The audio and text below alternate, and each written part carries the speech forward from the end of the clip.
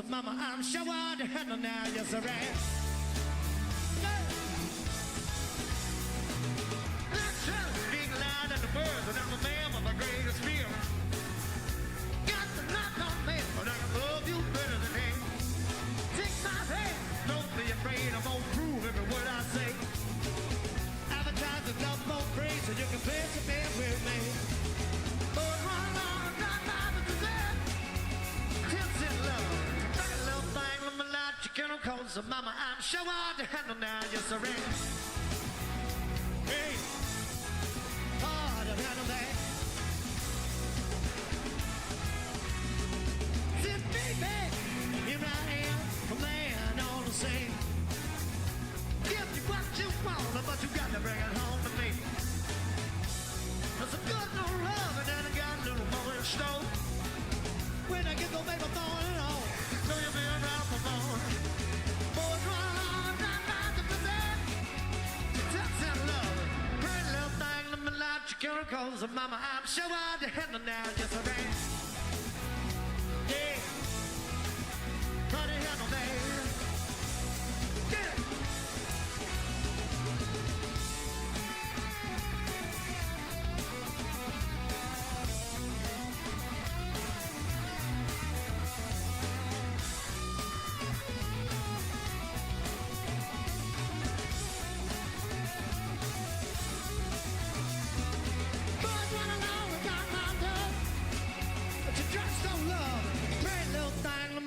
Can't cause of mama, I'm sure I to handle now, yes I am. Yeah, hard to handle that. Yeah, yeah, yeah. Come on, hard down, down low.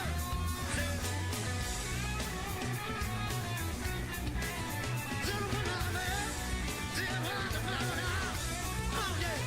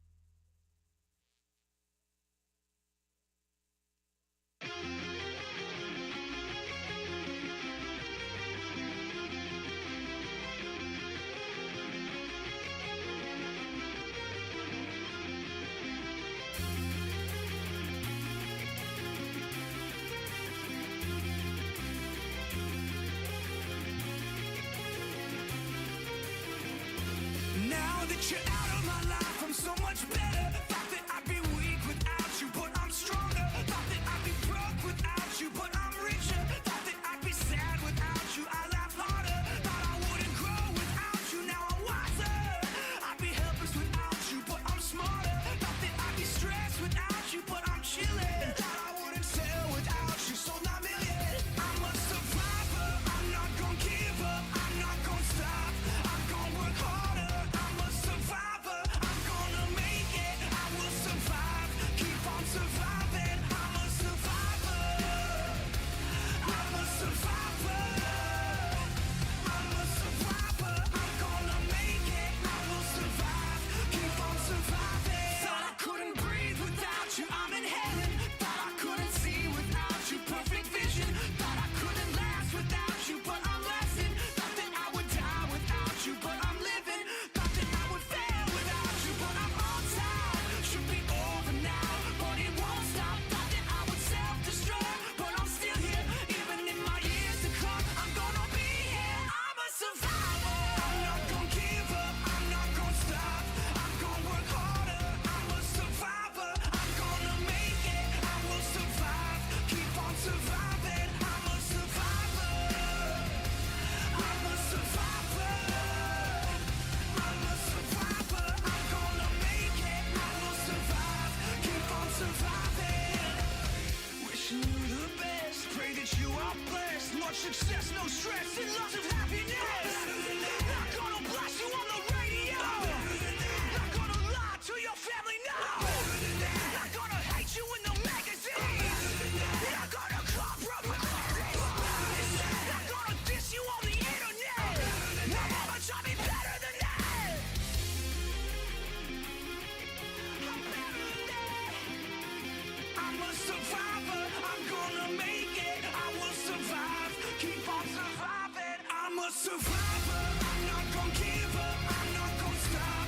I'm gonna work harder, I'm a survivor. I'm gonna make it, I will survive, keep on surviving. I'm a survivor.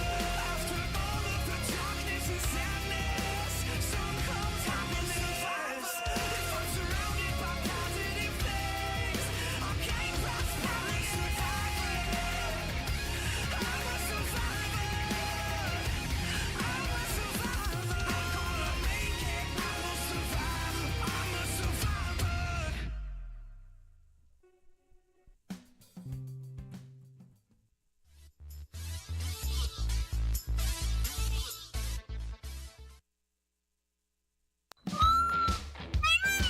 It's time for Lincoln Potters Baseball.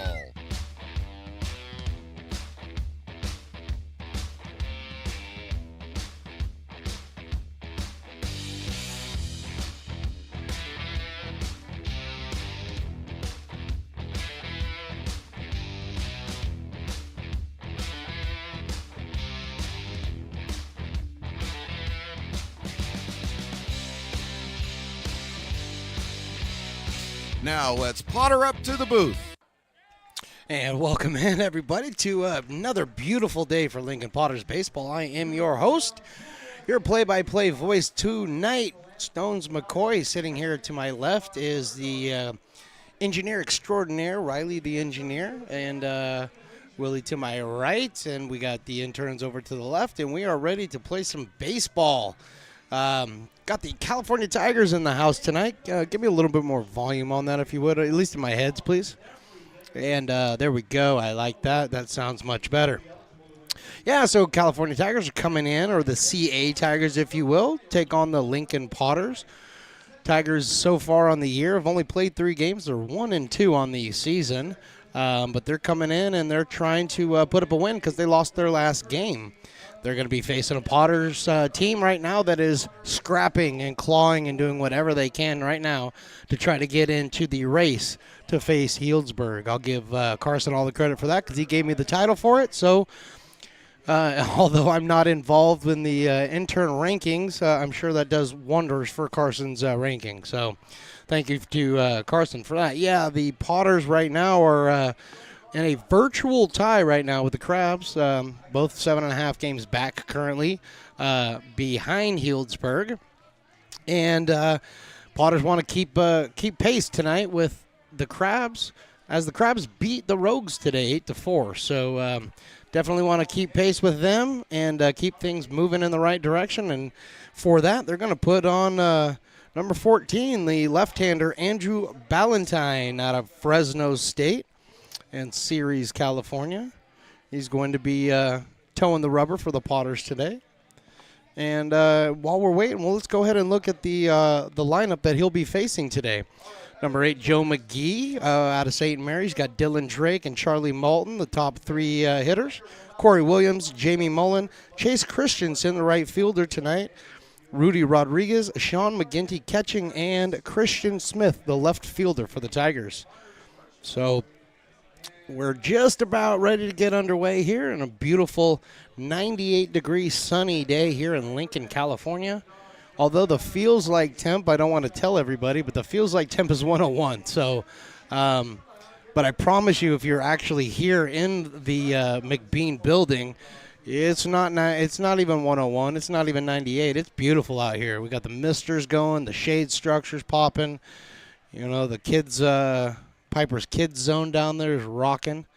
So it's just going to be a beautiful night for baseball. So if you are watching or listening, we thank you very much for doing so, but definitely recommend you come on out to the ballpark. Only four games left on the season, so definitely want to check that out. LincolnPotters.com. Check that schedule. So Andrew Ballantyne, first pitch is grounded over to Andrews. Flips over to Zach Chamizo for the first out. Let's go ahead and take a look at the defensive lineup for the Lincoln Potters. Chamberlain behind the dish today. It's Chamizo, Andrews, first and second. Lavinier, that is correct. Mike Lavinier playing shortstop. Marlboro at third. Worm, Ott, and Antwine in the outfield left to right. So we're off to a very nice start here with the ground out to start the game. That's going to bring out Dylan Drake, left-handed batter for the Tigers. Coming in batting .333. He's the designated hitter today. Wearing the number 3. Tigers got the orange jerseys with the blue sleeves, white pants. Not a bad look. I think the Potters orange is a little bit better, but it's not a bad look. High with that next pitch, checking down, but there's nobody to check to because this is a non-league game, so there is no third base umpire. So that's going to extend the count to 2 balls and 1 strike. Following Drake would be Charlie Malton. But right now, Drake is got a 2-2 count here, 1 down here in the top of the first inning. Andrew Ballantyne, 2-1 on the season so far, 6.64 ERA. Next pitch is off the outside, running count full. He's made 11 appearances. He's had 2 starts, 21 and 2/3 innings pitched, and 21 strikeouts. It's a pretty good ratio. Here comes the 3-2. Foul back to the screen. As we mentioned, out of Ceres, California, the lefty. Committed to Fresno State. 6'1", 200 pounds. Here comes that 3-2 pitch. And swinging strike 3. Able to strike Dylan Drake out, and that's going to bring up number 9, Charlie Malton. Out of Diablo Valley College, or DVC as some of us in the business like to call it. Coming in with 5 RBIs on the short season. For the Tigers, batting .375 from the right side. Takes that first pitch outside. Easy take.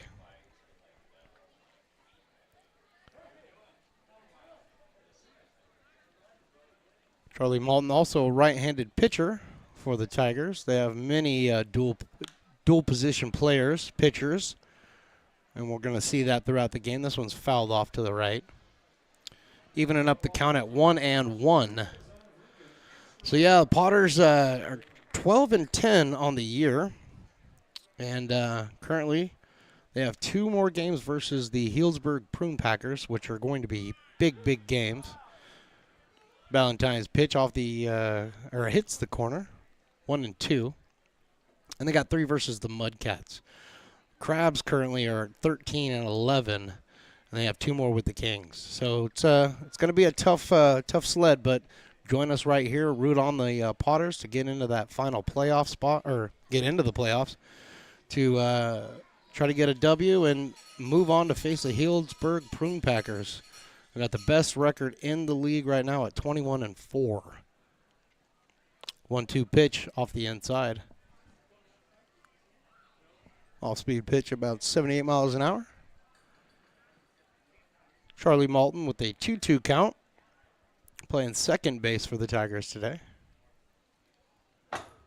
That one slipped out of Valentine's hands all the way to the backstop. Number 15, Corey Williams, the first baseman for the Tigers, on deck. Trying to get a good look at Valentine right now. Timing him up over there. Here comes that 3-2 pitch. This one's a shot right, right to Mike Lavigny. Yes, that is right, the assistant coach for the Potters, and that leaves them empty. And we will head to the bottom of this first inning where the Potters are coming to bat. Astro Air Design Incorporated, where you feel the difference. We are a locally owned and operated heating, air conditioning, and custom sheet metal company committed to the highest quality of craftsmanship at a competitive price. Our trained and certified technicians have the knowledge and experience required to install, maintain, or repair your home comfort solutions. Our upfront pricing gives you the peace of mind because you know your price is locked in. Call Astro Air Design Incorporated today. Here in Michigan, we do more than just survive the winter. We thrive during it. You simply can't keep us away from what we love most: great times and amazing beer. The snow transforms the landscape and lays the path for adventures yet to be had. Trails ready to be explored, and freshly groomed hills ready for the first run of the day. And later, as the sun descends, it's time to unwind with great conversation and even better friends. Experience a taste of Michigan winter with Founders Brewing Company, born and brewed in Michigan.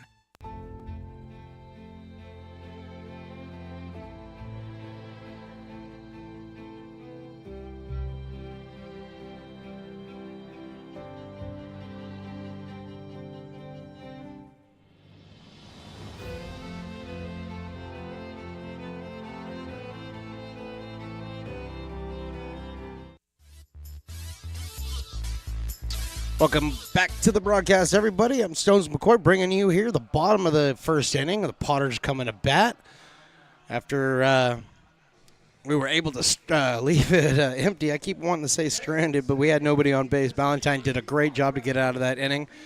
Ground ball strikeout and a line out to the leadoff batter, the assistant coach for your 2024 Lincoln Potters, Mike Lavigny.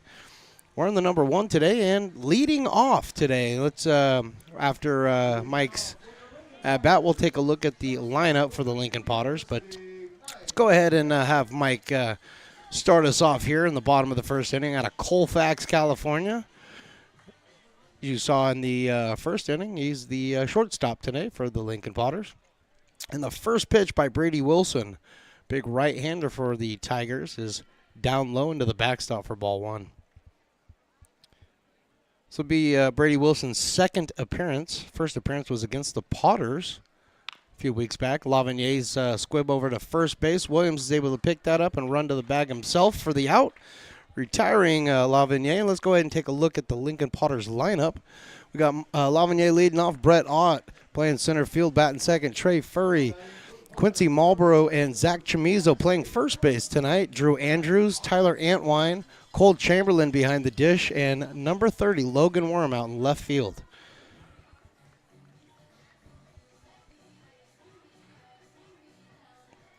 Brett Ott, number 18, Sac State commit. Squares to bunt, takes that one on the outside corner for a strike. No balls and 1 strike. Center fielder for the Potters today. Not a lot of action, so the batting average isn't where he'd like it to be. Swinging through that one. 0-2. Sitting at 111 right now, so any hits would be beneficial to that batting average right now. Wilson's next pitch is outside for a ball. 1 ball and 2 strikes. Trey Furry on deck, the designated hitter for the Potters tonight. But right now, Brett Ott out of the left on the left-hand side. Fouls this one off to the left side. The lefty fouling it off to the left-hand side. It's a beautiful crowd tonight. Really filled in nicely. And it's mild. I know what the feels like temperature is, but it's relatively mild out here tonight. Good night for a beer. Here comes the 1-2. This one's hit back up the middle and through for a base hit. Brett Ott, I told you he needed those hits, and he's got the single. So runner on first base. That's going to bring up number 7, Potters legend, Trey Furry. You might be able to hear that song in the background. Everybody knows that. If you've been out to a Potters game, that's Trey Furry's walk-up song. Coming up to bat for the first time tonight with a cool .556 batting average since he's returned to the team. Last played over at Jessup. Currently undecided as what he's going to do for his career. And this was a wild pitch. It's going to get all the way around. And guess what? We're not stopping. Brett Ott is taking off for third, and he is thrown out. Ball got away, but McGinty bounced up out of the squat and was able to get to that ball fairly quickly. Mullen over there covering third base. A nice little throw. Able to get Brett Ott over at third. So the wild pitch allows him to take second, but thrown out at third. And that's going to be a ball. That's going to be 2 balls and no strikes now to Trey Furry. Somebody forgot the wild pitch is actually a pitch. And, again, we just need a scoreboard here at McBean Stadium. They got it right now. It's 2 balls and 1 strike with that foul off into the parking lot by Trey. Quincy Marlboro, the third baseman for the Potters out of Folsom Lake College. He's on deck. But Folsom's rooting hard right now for number 7. Trey hits this one over to Malton at second base. Fields it cleanly and throws over to first for the out. And so we are complete with 1 with no score. Hi, Bill Evans, President of the Placer County Association of Realtors. We're in the store, our conference facilities, an amazing team that helps keep together an amazing organization. And we thank them all. This organization can't do what it does and can't run the way it runs without the help of so many members volunteering their time. The success of the Placer County Association of Realtors is largely dependent on our active volunteer members to help our organization and industry. The work of our committees greatly impacts our ability to champion efforts across the board and giving back to the Placer County community wherever we can. Like all service organizations, I wanted to serve. And getting involved with the affiliate committee was the perfect way to do that. I love being able to serve my community with my business friends and other leaders and give back to those who are in need. The thing I love about the PCAR committees is they all work toward the same goal of bringing the community together to support those in need in our surrounding area. I instantly came to the meeting and had a wonderful time, felt like I was a part of something bigger, and it was just the start of my leadership journey. I'm Bill Spear, North Valley President of Five Star Bank. In a time when business can feel so uncertain, we're here for you every step of the way. I know they have a lot of bells and whistles within their bank, but just the relationship piece here locally on the business side is huge for us. Five Star treats us like we're number one. They're right there with suggestions, with help. So I have Corey Williams to lead it off for the California, or the CA Tigers, back here in Lincoln. Well, we got a 0-0 score here, top of the second inning. Andrew Ballantyne for his second inning of work has come out. And getting the defense all set up out there. Ott is making his way. He's kind of shading now right field out in the center field area. But Corey Williams out of UC Davis, right-handed batter, takes the first pitch on the outside corner for strike. And they're at 86 miles an hour. Ballantyne using the fastball to his advantage here. Out of the stretch he throws. It's a little bit too far outside for a ball, evening up the count. Corey Williams, UC Davis commit. playing first base tonight for the Tigers. And he hits this one up the middle. Lavinier picks it up and overthrows Zach Chamizo. And that ball goes into the dugout, so that is going to be a free base for Corey Williams. So that's a single and an error by Lavinier, which will allow Corey Williams to get over to second base. And that's a tough one for the Potters because that was a beautiful play by Lavinier.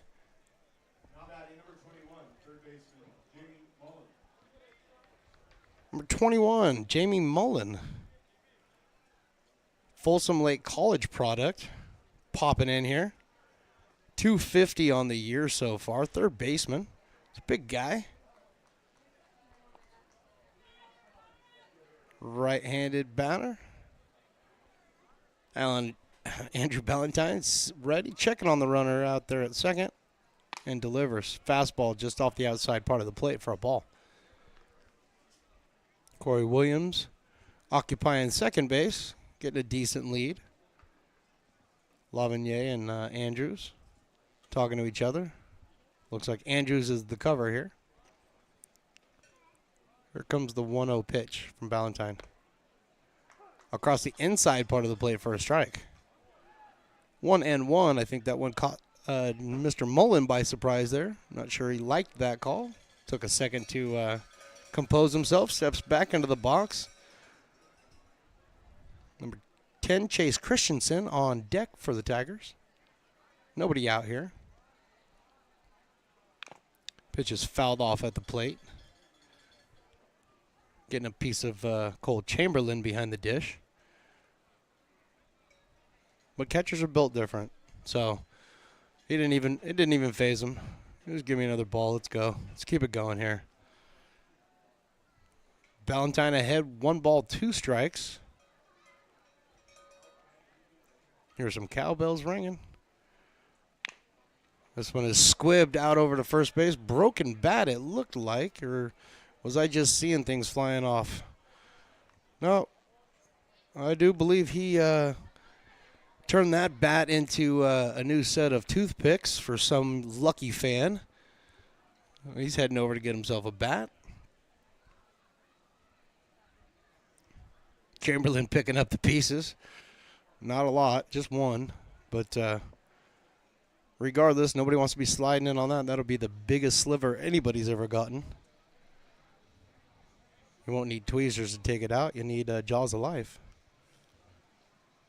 But the count remains 1 ball and 2 strikes. Corey Williams with his lead out at second base. Andrews flashing. Nothing doing. Here's the pitch. This one is wild pitch off the screen. Giving Corey Williams the ability to slide over to third base. So first wild pitch issued today by Ballantyne.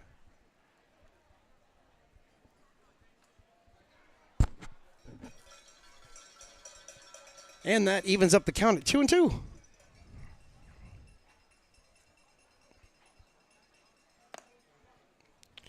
Two pitch is a bit of an overthrow, 87 miles an hour, a little bit outside for ball 3-2. Full count now. Wes Porter, the manager for the CA Tigers, looking on from the dugout. And this one is hit right back up the middle, right past Lavinier for a base hit. That will score the first run of the afternoon. Corey Williams gets himself into scoring position, or got himself into scoring position, and it pays off. So Mullen's able to drive him in with the RBI. And with nobody down and runner at first, it's going to bring up Chase Christensen, right fielder. Cosumnes River College is his location. Only know where they go to school. They don't know where they live, and that's fine. They probably don't want me to know where they live. But first pitch he sees is right on the outside corner for a strike, and believe it or not, he's the dog batter. Wait, we don't have dog batters anymore. What do we have? Dueling dog batters. Oh, yeah, we have dog batters, but they're dueling now. They are fighters. Anyway, we have the dueling dogs batter up, and he strikes out. You get half price off the beer for the remainder of the inning, which is, Come on. But he does not strike out. He hits this one in the right center field gap, and that gets down. Odd's able to cut it off and hold. No, he was safe. I was just a little bit hesitant there. He was able to hold Mullen over to third base, but Chase Christensen's able to slide in to second base with a double. So runners on second and third now and nobody down. Ballantyne in a bit of a pickle here. She's got the lefty up and Rudy Rodriguez, the shortstop tonight. That fastball taken outside. Sitting about 87-ish with the fastball tonight. Ballantyne looking to locate with that. Here comes the 1-0.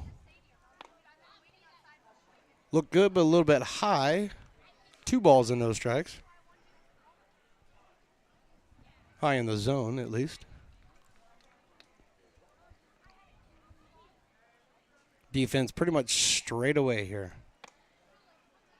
2-0 is now 3-0. Ball a little bit up and outside of out of the zone for him. Ballantyne digging deep right here. 3-0. Takes that all the way for a strike. Good take by Rodriguez. You want to be taken there, 3-0. When you got 2 runners on and nobody out. UC Riverside product. Here's his 3-1 delivery, and that's on the outside part of the plate for strike. So from 3-0 to 3-2 does Andrew Ballantyne go. The shortstop for the Tigers, batting .333. He's looking for something to drive right here. And instead, Ballantyne gets him with the strikeout.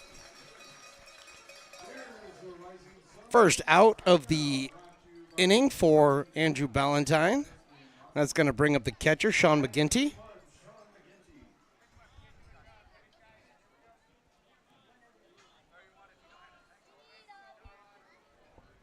I wish I had bio and stuff. I think McGinty's probably 6'3", 240. Big boy, but he hits this one over to third base. Nice pick by Marlboro. He fires over to first and gets the out. A run will score. Jamie Mullins will come in to score, and Chase Christensen moves over to third. But the fielder's choice gets one more out in the inning. And now with 2 down, brings up the number 9 hitter, Christian Smith. So Ballantyne close to getting out of this with not too much damage. And then this one is hit out into the right center field gap. So we'll get down right in front of Antoine. He picks it up. He fires it into second base. It's offline.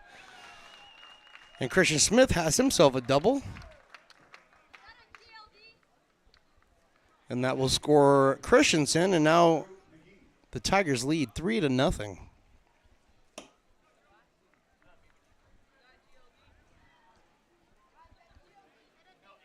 Ballantyne had a nice, quick, easy 1-2-3 first inning, and he's had nothing but a struggle ever since. Corey Williams was able to get the single.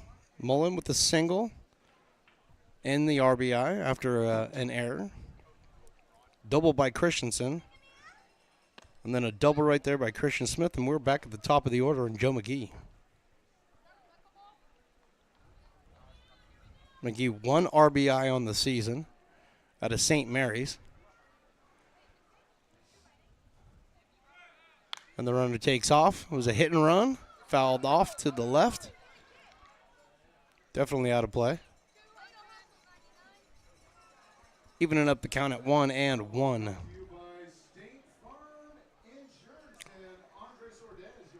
So 2 down here in the inning. Ballantyne looking to get McGee out of here so he can minimize the damage. Dylan Drake, DH, is on deck. Right now, here comes the 1-1 to Joe McGee. That one's in the dirt. Nice block by Chamberlain. Keeping that ball in front of him. Christian Smith out there at second base, dancing around, trying to distract. Ballantyne looking to get McGee out of here so he can minimize the damage. Right now, here comes the 1-1 to Joe McGee. That one's in the dirt. Nice block by Chamberlain. Keeping that ball in front of him. Christian Smith out there at second base, dancing around, Andrew Ballantyne, but it's not working. Lavigny sliding in behind out there, but nothing doing. Next pitch is up high for a ball. 2 balls and 2 strikes. And then the umpire shows me 3 balls and 1 strike. And that is exactly what the great engineer O'Reilly has. So I should always refer to him. Here comes a 3-1 pitch. Outside ball 4. Pretty easy take there. So first walk issued by Ballantyne. Now you got runners on first and second, 2 down, and Dylan Drake batting .333 coming on up to the plate. Chamberlain going out and talking with Andrew. Just settle him down, give him a breather. Although it's beautifully and nice up here in the cool air-conditioned booth, it's probably a little warmer out there. So, give him a breather, let him cool down just a tad. But now you got a big at-bat against Dylan Drake right here. This one is popped up into left field. Logan Worm sliding over, and he cannot get to that. That ball hits the ground. 1 run will score. Here comes the second run. It will score. And Dylan Drake with another double. It's the 3rd double of the inning, and that drives in 2 more. And now the Tigers lead 5-0.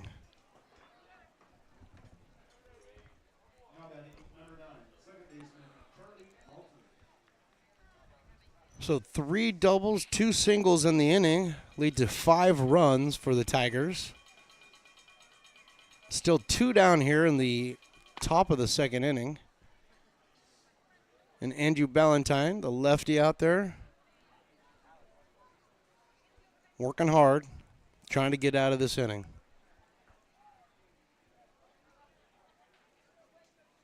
The 1-0 pitch is swung through, evening up the count at 1-1.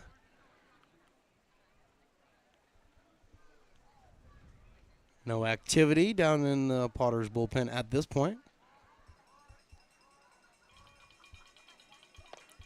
1-1 pitches in the dirt. 2 balls and 1 strike.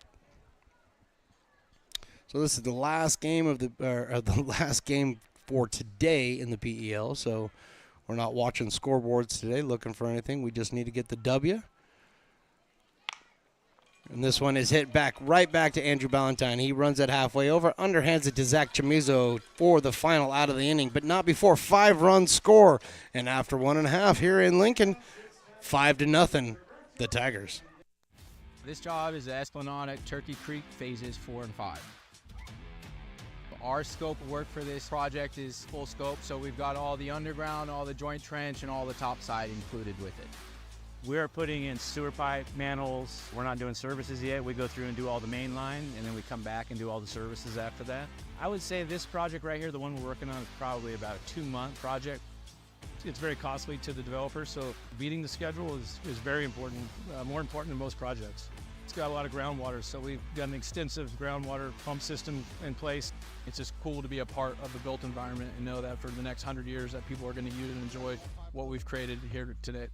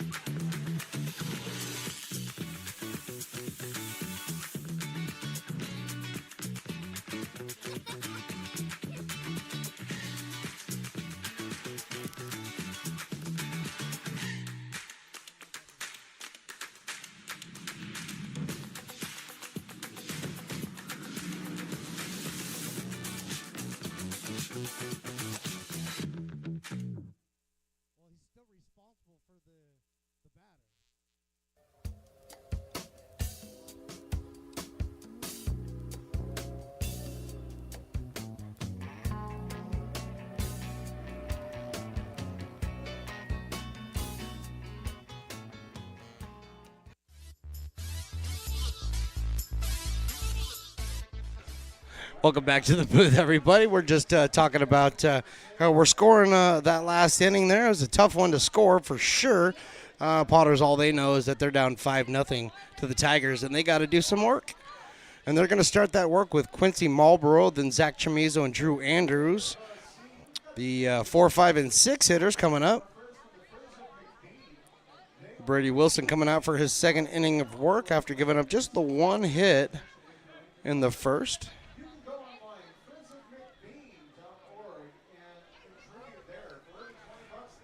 This is another beautiful military appreciation night here at McBean Stadium. Great fans, great crowd tonight. It's a Slice Sunday, $1 off slice. So if you're thirsty, get here. Get your $1 off your slice right now. And I'm not talking the slice, the orange drink. I'm talking about, the adult beverage. Brady Wilson's first pitch is in there for a strike, right to Quincy Marlboro. 286 on the year, playing third base tonight. Right-hander. Next pitch, swing through, strike 2. So Brady Wilson jumping ahead quickly, 0-2. The Folsom Lake College product out of Loomis, California. Behind, 0-2. Here it is. Off the outside for a ball. Good take. 81 miles an hour. Brady Wilson pitching out of the modified windup. Here it is. Swinging strike 3. First strikeout on the evening for Brady Wilson. Quincy Marlboro set down, and it's going to bring up the first baseman. The local Lincoln product, the pride of Lincoln and the Lincoln Zebras. Commit to Riverside. That is number 2, Zach Chamizo, first baseman, batting .281 on the year. Open stance. He slices this one over to the left side, but it's foul. Trying to jump all over Brady Wilson early. Wilson been pretty economical with his pitches so far. I know we're only in the bottom of the second, but he's doing kind of just going up there and relax throwing it over.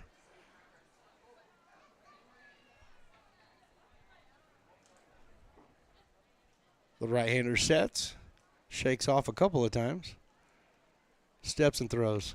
This is inside, and it actually went off the umpire.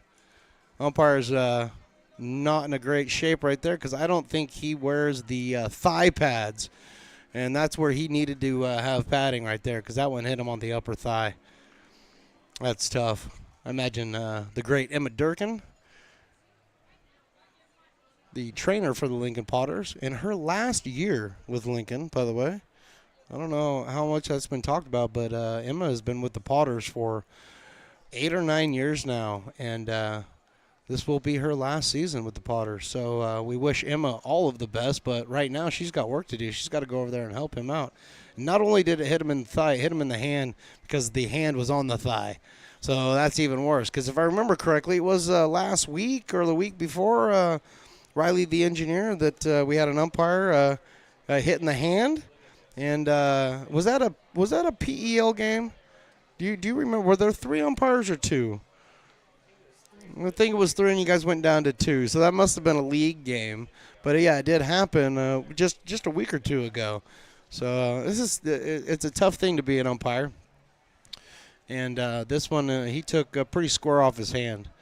And so you got Emma over there looking at it. That if I can read her miming there, I think she said something to the effect of, "I'm going to wrap it." So she just grabbed something, ran over, and she's gonna try to wrap it up and make sure that the umpire is okay. Brady Wilson, while we have this slight delay, he's taking a warm-up toss or 2. And the great Willie Preston playing a little bit of Rush. So, I mean, you can't complain when Rush is in the background. I mean, you can, but nobody's going to listen to you because they're listening to Rush instead. Because Rush is rad. Before you were ever born, I went to a couple of Rush concerts. Yeah, that's a fact. That's an absolute fact. Your dad. Not only did I go to Grateful Dead concerts, I went to Rush concerts also. So, yeah. Oh, and Pink Floyd. I went to a couple Pink Floyd concerts. So, yeah, it's not shocking anybody. Yeah, so we're in a slight delay. I probably could have taken a break. You know, I say we stay right here because it looks like Emma has done – she is so good. She has brought back the umpire. She's brought the umpire back to life. Look, he's got a smile on his face. Look at it. He's ready to rock and roll. All it takes is 5 minutes with the great Emma, and she'll fix you right up, and we're back to going. 2 balls and 1 strike on Zach Chamizo. We had to fade out the rush music. That's a bummer. And that one hit somebody. That didn't hit Mr. Chamizo. I guess not. That was a swing. He said he swung. 2 balls and 2 strikes. That was odd. I definitely thought that got Chamizo on the back foot. And it actually looked like he thought it got him on the back foot. Regardless, 2-2.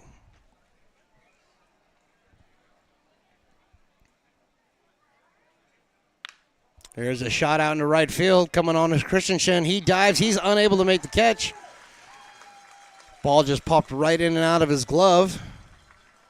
Single for Mr. Chamizo, improving that batting average, and that's going to bring up number 11, Drew Andrews.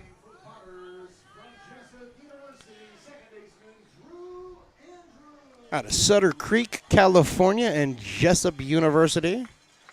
While I'm speaking about Jessup, congratulations to Brandon Bowling on your promotion to become an athletic director. I'm not going to mention the place because as far as I'm concerned, you're Jessup for life. But we love you. Congratulations. Very proud of you. And just keep on the tradition, buddy.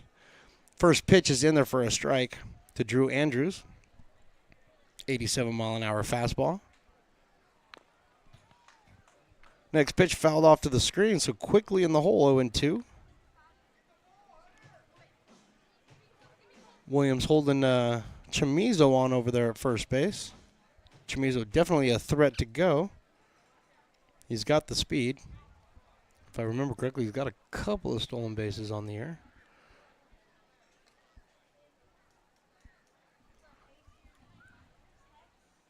Here comes the 0-2 pitch. Good smother job by McGinty behind the plate. 1 ball and 2 strikes. So he's got 2 stolen bases on the year, does Zach Chamizo. So I said I think he had a couple, and that's 2, I believe. So I'm correct. I am Fangraphs. Here comes the 1-2 outside. Evening up the count, 2-2. Brady Wilson finding himself in a little bit of a stressful situation for the first time tonight with a runner on and 1 down here. McGinty with a nice block there. 3-2, running the count full. Can't imagine that Chamizo is going to be off with this pitch. We're down by 5. But great take by Drew Andrews to draw the walk. First walk given up by Brady Wilson tonight. And you know what? I've neglected this the entire time. So while we have this chance, go ahead and throw up the defensive alignment for the Tigers I've just blown off all night. Wilson doing the pitch and McGinty behind the dish. Williams, Malton, Rodriguez, Mullen from first to third, Smith, McGee, and Christensen from left to right. So I did fulfill my contractual obligation to get the defensive alignment out there. Am I good now? Okay, all right. I'm getting the okay from the engineer extraordinaire, so I think I'm good. Whew, boy, I don't want to get fired from my own company. All right, here comes Tyler Antwine, number 17. Takes that first pitch right down the middle, 87 miles an hour, sitting about 87 all night with that fastball. Got pretty good control of it, does Brady Wilson. No balls and 1 strike. Drew Andrews with a tremendous lead over at first base, not being held on. And this ball is hit right up the middle, right to Rodriguez. He goes over to second for 1, on to first. Easy, double play. Tyler Antwine unfortunately grounds into the double play, and after 2 complete here in Lincoln, we have a score of Tigers 5, Potters nothing. American River College is a top-tier community college sports program that provides student-athletes with the opportunity to thrive both athletically and academically. ARC Athletics is currently ranked 5th in the state and 2nd in Northern California. With over 19 sports programs, our athletes compete with the region's best athletes. Our diverse and dedicated coaching staff helps athletes develop the skills necessary to compete at the next level. Start your community college athletics journey with us. American River College, Sacramento's best athletic program. Go Beavers.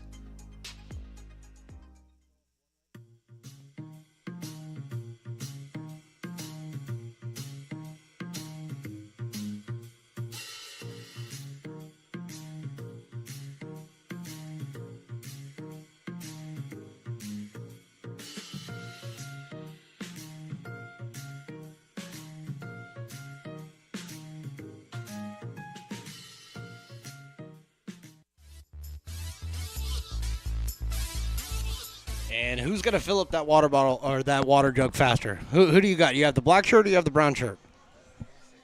You have the black shirt? Okay, I'm going brown shirt, and we're halfway through it, so it pretty much doesn't matter at this point. But we are. The on-field entertainment has gotten better over the years, and this is the ones I like. You know why? Because it's 110 friggin' degrees outside. And we have a winner. We have a winner. Who was it? Is it the black? Yeah, it is. You win. You got it. Good job. Hey, I'll give it to you. I owe you 50 cents. So, and then the tradition that has become is as soon as the event is over, you throw your water on everybody. So, I mean, it's a great idea when it's 110. Good thing we don't play in December and January, because I don't think this would work out so well. So, here we are in the top of the third. Cole Chamberlain to lead things off for the Tigers. Excuse me. Oh, wait, I'm wrong page. Excuse me. Corey Williams to lead off. He was actually at bat when the final out was made. So Corey Williams is up. 1-1 is the count. Andrew Ballantyne in for his third inning of work.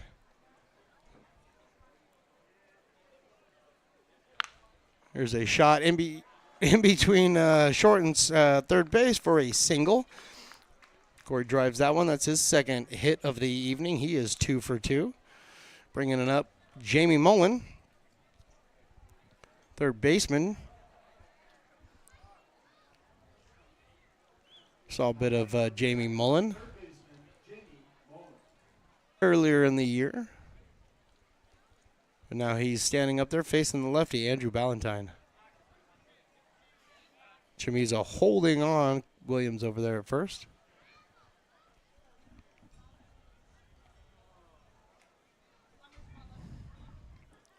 Beer Garden, for the first time in a minute, doesn't have a line wrapped around the front.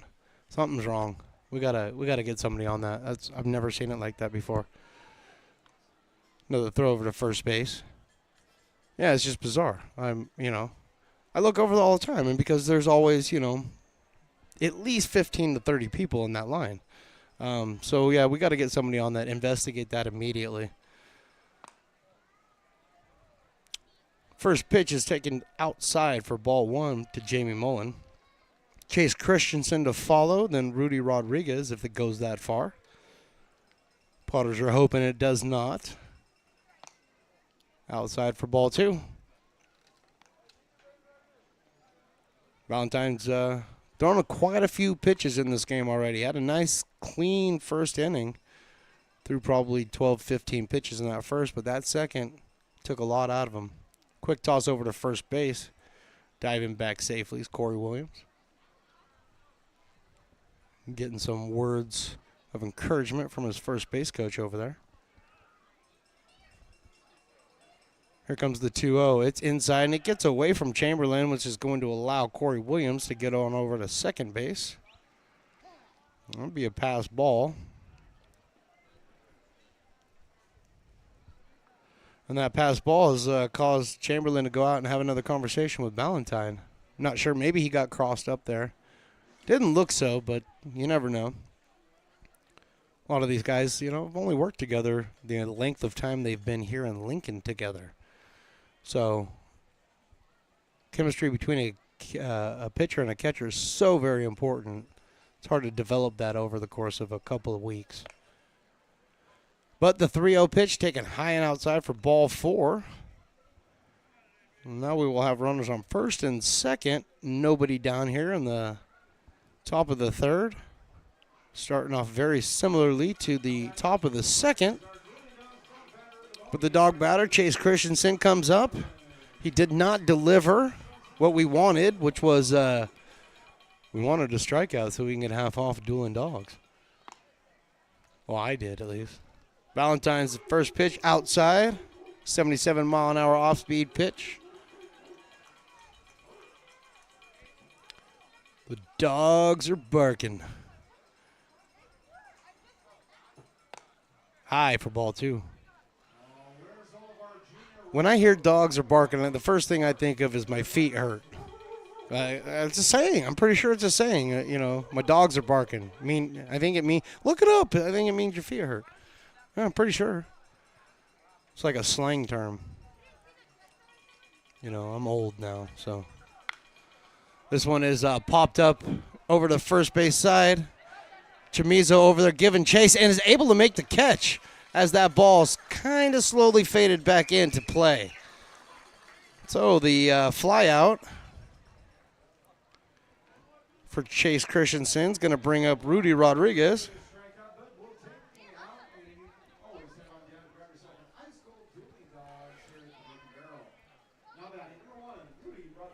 I am right. See? My dog's hurt, man. Yeah, that's it. The dog's barking. Yeah, thank you for looking that slang term up. It's probably from the 80s. I don't know. Anyway, you got one down here. Still got runners on first and second, but Rudy Rodriguez has come up. First pitch to him was outside. Beautiful play by Zach Chamizo over there at first base to get the first out. Valentine checking all the runners. Chamberlain blocks that one. That's on the outside. Unless the scoreboard is wrong, which it very well may be. It's 2-0, I believe, but it says 3-0 out there. So I can't trust when you're looking at the scoreboard. And that was definitely 2-0 because that one was low, and it's now 5-0. So I don't know. Can you flash up the QR code? Just please, somebody scan that. Just become a member. Let's get a new scoreboard out here. Here comes a 3-0 pitch. High and inside, ball 4. So Rudy Rodriguez strikes out in his first at-bat and walks in his second at-bat. And that's going to load the bases up for Sean McGinty, catcher. Los Medanos College. This will be his 4th at-bat on the season. He's 0 for 3 with 1 RBI and a fielder's choice, which happened in his first at-bat. So this will be his 5th at-bat on the season. First pitch he sees is a fastball on the inside for a strike. Bases loaded, 1 down, and Potters have some activity going on in their bullpen. A little squirber that may have been foul right off the get, off his foot, but either way, it was foul. Chamizo chases that ball down. 0-2, quick hole for Sean McGinty. Christian Smith on deck.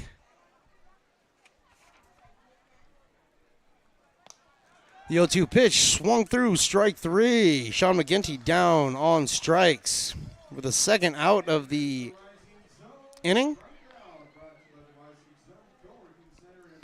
So bases loaded, 2 down here, and 24, Christian Smith, the left fielder from SF State. Double last inning. Steps to the plate. Outside and high for a ball. Evan Oden out in the bullpen warming up. That's what it sounds like. That's what I'm being told by the excellent engineer. Here comes the 1-0 pitch. This one is popped out into center field.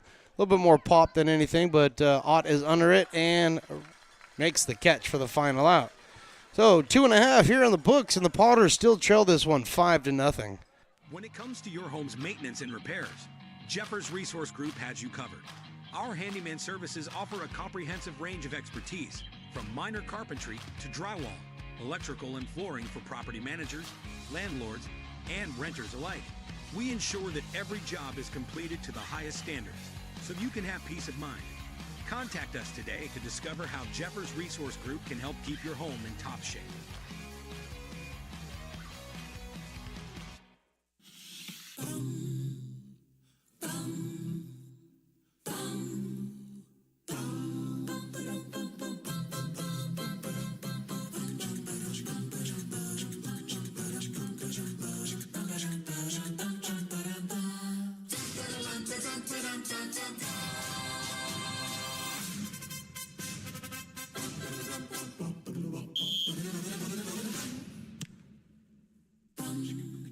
Hey, Potters fans, want to keep restoring and renovating historic McBean Stadium? Now you can become a member of Friends of McBean. Annual membership start at $50. Get a 4th of July Potters t-shirt and 4 Potters tickets. Become a member now at friendsofmcbean.org.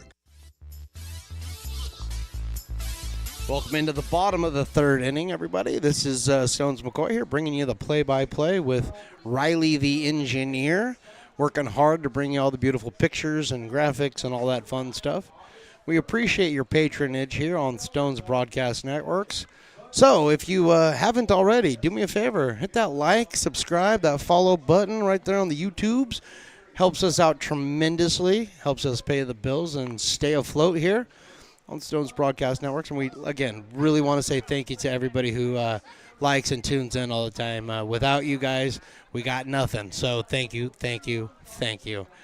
Here in the bottom of the 3rd, we're going to start with Cole Chamberlain, then Logan Worm, and back to the top of the lineup with Mike Lavigny. Cole Chamberlain, catcher tonight, batting a cool 200 out of University of Texas at Austin, and a Novato, California resident. Novato. First pitch he sees is high and outside, 86 miles an hour. Cole Chamberlain, left-handed batter, wearing the number 33. Sees the next pitch a little low for ball 2.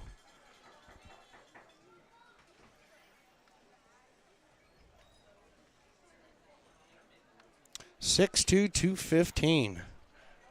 So, big boy. And he's a big presence in the left-handed batter's box right now. And with that, he's a 3-0 count. Logan Worm on deck. Not Potters legend Logan Worm, but the newest Potters legend Logan Worm. So that pitch was right down the middle for a strike.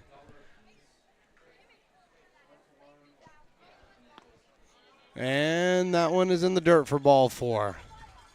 Always the confusion. What the count is. Annoying. That's going to bring up Logan Worm. And as I was saying, it's not the Logan Worm from years past that, you know, if you look up on the 2018 Lincoln Potters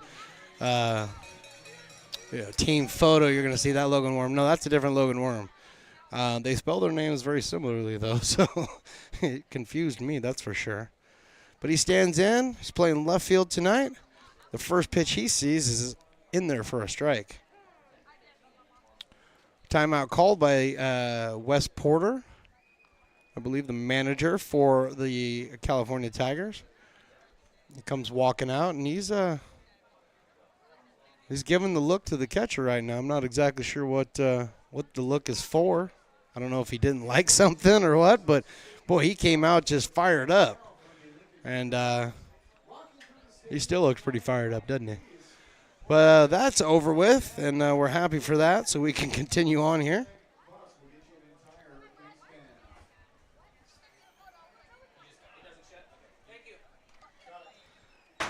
So 1 on, nobody out here, an 0-1 count. Logan fouls this one off to the screen. It's 0-2.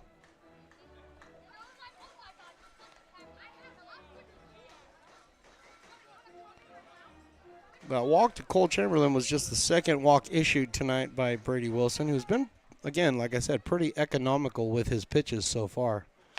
0-2. Logan Worm swings through that one for a strikeout. Second strikeout on the evening for Brady Wilson. And that's going to go back up to the top of the lineup. And wearing number 1, Mike Lavigny, out of Linfield University and a Colfax, California resident. So the Foothills up 80 just a bit. Playing shortstop tonight. He grounded out to first base in the first. So he's up here for his second at-bat. Takes that one down in the dirt for a ball.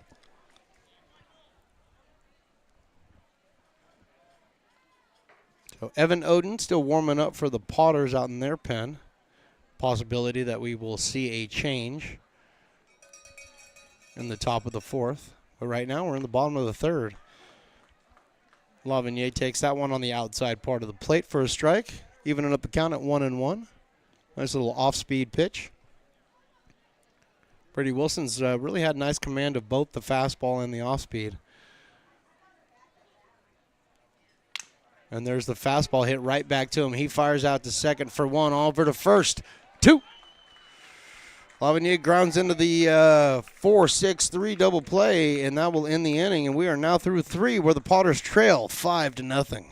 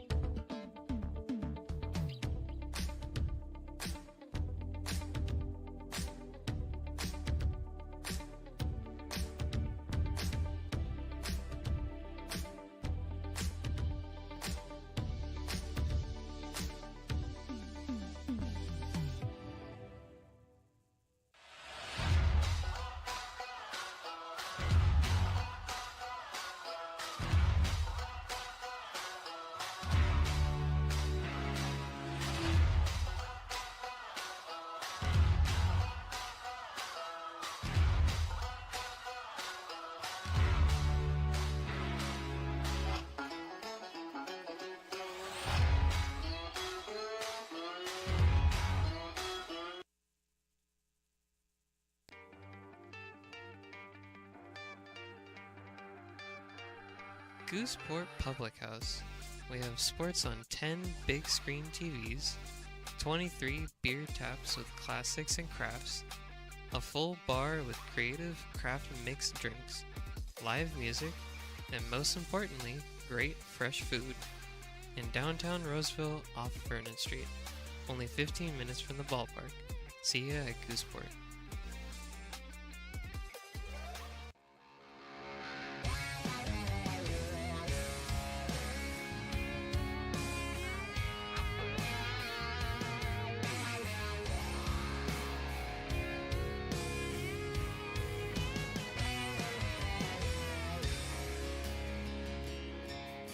Old man knocked on my front door with my teenage boy and a couple more from up the road. He had them by the collar, said Top of the fourth inning here from McBean Stadium, and we have a new pitcher on the mound. We have Evan Oden, wearing the number 23. The right-hander, 6-footer, 190-pounder out of Lincoln, California, and Sierra College. He's towing the rubber for the Potters. That's going to mean Andrew Ballantyne's day is done. Andrew went 3 innings, giving up 6 hits, 5 runs, walked 3, struck out 3, and responsible for the 5 that went up on the board. Got Ben Pernetti. Ben Pernetti warming up for the Tigers, walking down to the bullpen right now. So I was able to jump on all over that before my engineer did. I'm just good. What can I say? We're back to the top of the lineup for the Tigers here at the top of the fourth. Joe McGee's First pitch that he sees is right there for a strike, and it's already 0-2. I mean 0-1, but the scoreboard just has whatever it wants on it. They fixed it. I love it. Here comes the 0-1 pitch. This one is fouled off past Zach Chamizo at first base. So now it's 0-2. So whoever had it 0-2 last pitch, they're right now. It's all good. 0-2. Dylan Drake on deck, followed by Charlie Malton. The 1-2-3 hitters for the Tigers. Right now facing Evan Oden down in the hole 0-2. And this one hits the front foot. Hit by pitch is Joe McGee. He heads on down to first base. And the first base runner of the fourth inning, and that's going to bring up Dylan Drake out of Sac City. Designated hitter tonight. Batting a cool .333. He's 1 for 2 on the afternoon with a strikeout and a double in the second. One of the several doubles that was hit in the second inning. First pitch he sees from Evan Oden is outside for a ball. 1 ball and no strikes.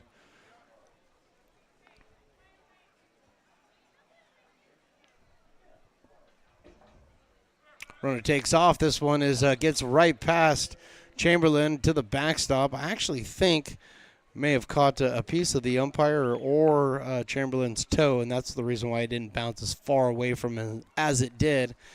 Regardless, McGee is over to second base on the wild pitch.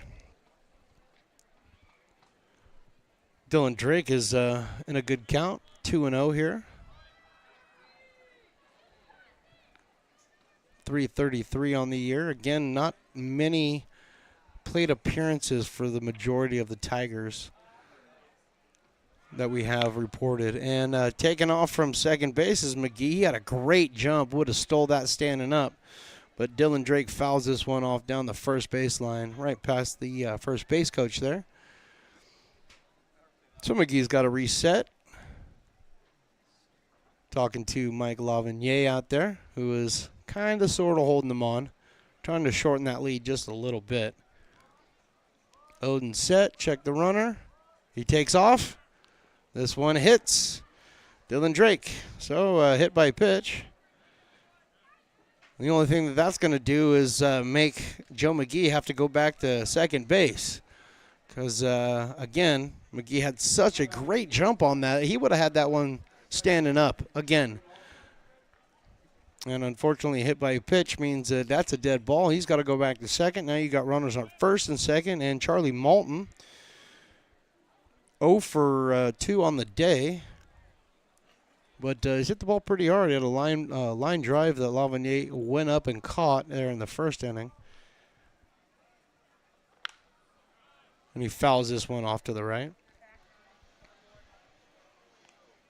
And then a grounder over to Zach Chamizo over at first base that he retrieved deep in the hole. And Andrew Ballantyne covered. So 0 for 2 so far for Malton, batting .375. 5 RBIs on the season. Oden's next pitch is outside, easy take. 1 ball and 1 strike. 84 miles an hour on the fastball there from Evan Oden. Wearing the number 23.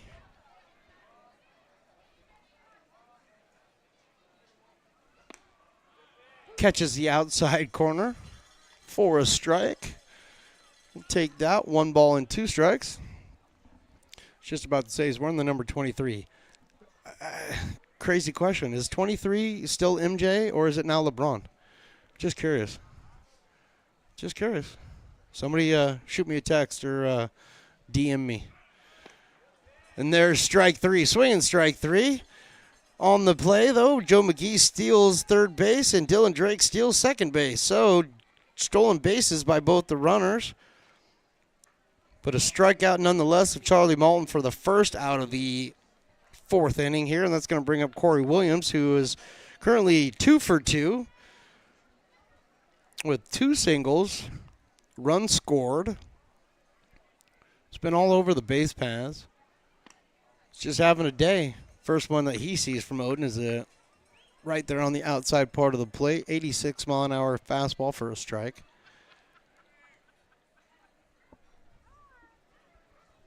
Corey 2 for 2. First baseman out of UC Davis. There's another one poured right down the middle for a strike. No balls and 2 strikes. Jamie Mullen on deck, the third baseman for the Tigers. Odin's 0-2 pitch is up just a little bit high. Corey Williams does not offer at it. No, I know who Mike. Listen, Michael. The question wasn't who's.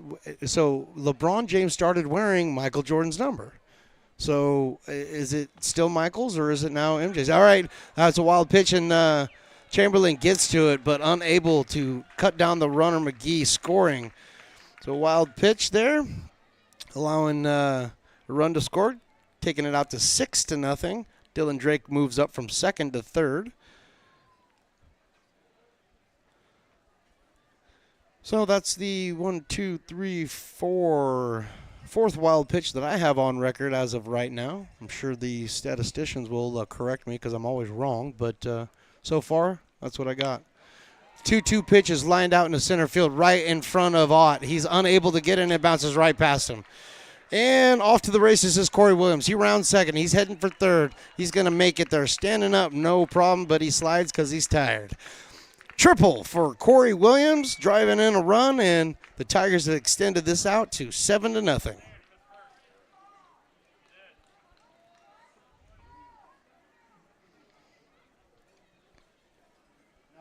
So Corey Williams with the RBI. Driving in Dylan Drake. Jamie Mullen now steps up to the plate, who's he's 1 for 1 with a walk and a single and an RBI. High and inside for the first pitch. Chase Christensen on deck. Still a little bit of action in the Tigers bullpen, but it seems like things have calmed down out there. Nothing happening in the Potters pen at the moment. Another high and inside pitch to Jamie Mullen. Brushes him off the plate. 2 balls and no strikes. Yeah, I think I confused my engineer here with the 23 question. I know he knows who Michael Jordan is. I know he knows who LeBron is, but I don't think he knows what their numbers are. Yeah, so I wasn't wrong. Next pitch is misses somewhere. Just a little high. 3-0. Evan Oden battling to find the strike zone here. 1 down here. Top of the 4th inning. Tigers lead this now 7-0. And ball 4. Just a little bit high. According to the umpire. StatCast might have had that one in the zone, but either way, that's ball 4. Runners on first and third now. 1 down. That's going to bring up Chase Christensen. Cosumnes River College product. Playing right field tonight. Batting a cool 125. But had a double in the second. Came around to score. And a fly out to first base. First pitch to him. That's a taken outside for a ball. So he's 1 for 2 on the night. Improving that 125 average. A little pop-up getting out of play to the right side. Evening up the count at 1 ball and 1 strike. Got a bunch of umbrellas over on the berm tonight. That's good. That's good to see. A bunch of people out there enjoying it with their families.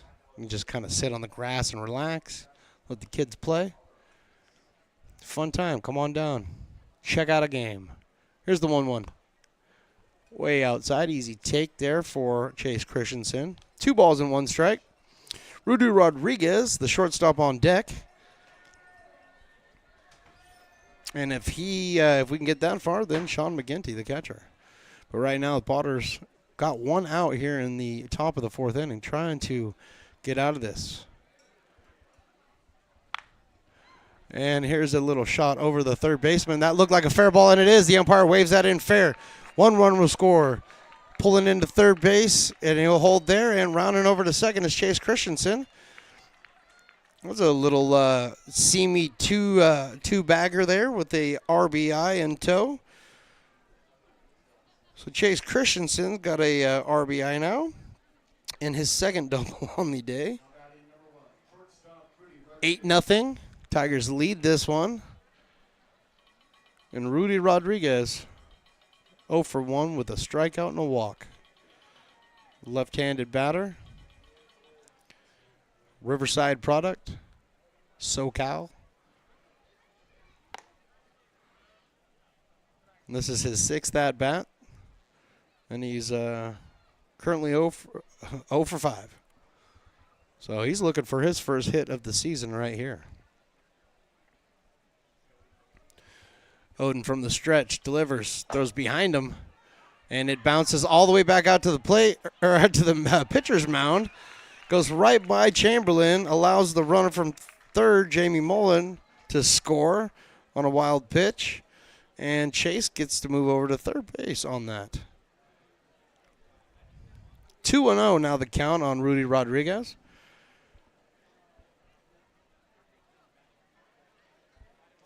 Yeah, I've got 6 wild pitches on the day. And, 6 wild pitches on the day, and that's tough, especially when you have runners on base. I mean, just allows them to run free out there. 9-0 now. The Tigers lead over the Potters. Evan Odin's 2-0 pitch is taken outside for ball 3-0.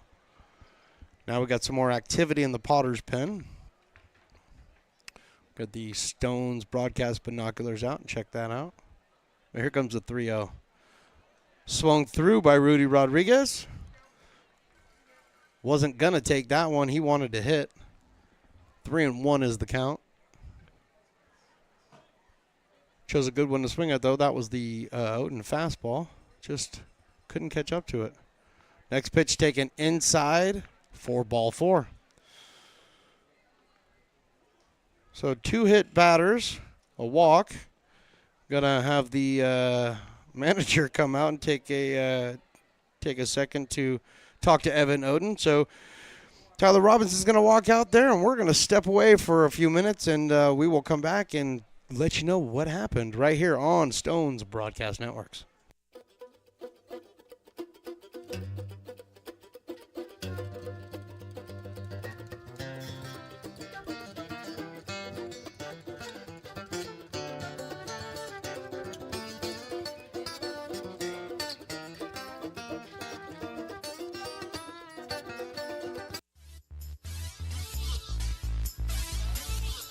Well, that was quick and to the point, and I'm sure Tyler Robertson was actually able to get his point across with just a few words to Evan Odin. And we are back.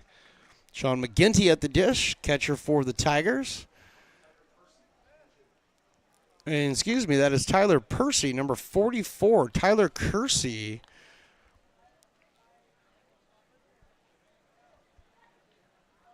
Tyler Kersey coming on for Sean McGinty, who had 2 at-bats and unfortunately had nothing to show for it. Next pitch from Odin is high and inside, 2 balls and no strikes. So McGinty, 2 at-bats, had a fielder choice and a strikeout. So not really much going on there.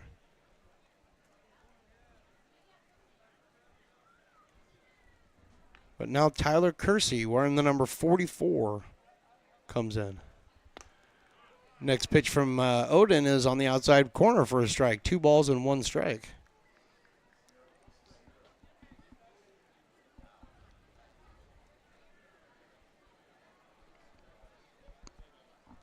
Two balls, 1 strike, 1 out. Here's the pitch. High for a ball. 3 balls and 1 strike.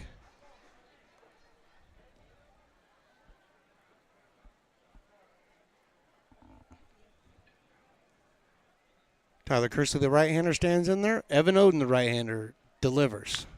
This one is fouled off to the right and out of play. 3 balls and 2 strikes. Tyler Kersey's been in 3 games so far for the Tigers, according to according to the website. 5 at-bats. He's had 1 hit, 1 walk, and 3 strikeouts, batting a cool 200. Coming in for Sean McGinty. And he takes that one outside for ball 4, and that's going to load the bases.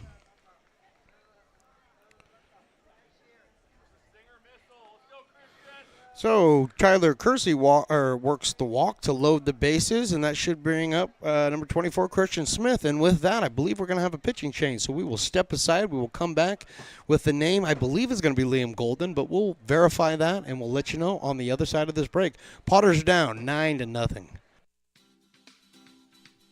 Astro Air Design Incorporated, where you feel the difference. We are a locally owned and operated heating, air conditioning, and custom sheet metal company committed to the highest quality of craftsmanship at a competitive price.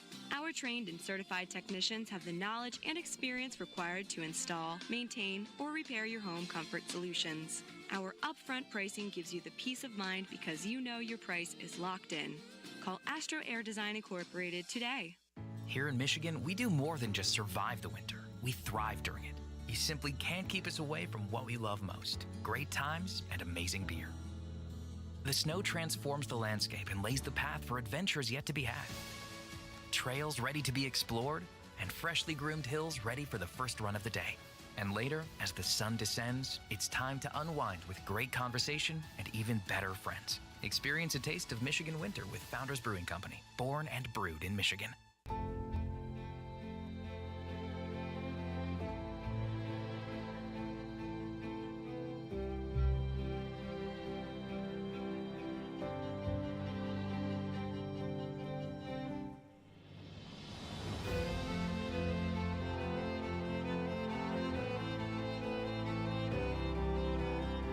Situated on the corner of Lincoln Boulevard and 5th Street, this iconic building has been the home to several hotels over the decades, the most famous and longest running of which was the Lincoln Inn. Having undergone several renovations and architectural changes, this building is the current home of Old Town Pizza, which boasts not 1 but 2 floors for your dining enjoyment, including open-air seating on the roof. Stop in for a slice today. Or stop by the Lincoln Museum to see the 300-pound cash register that used to adorn the front desk of the Lincoln Inn.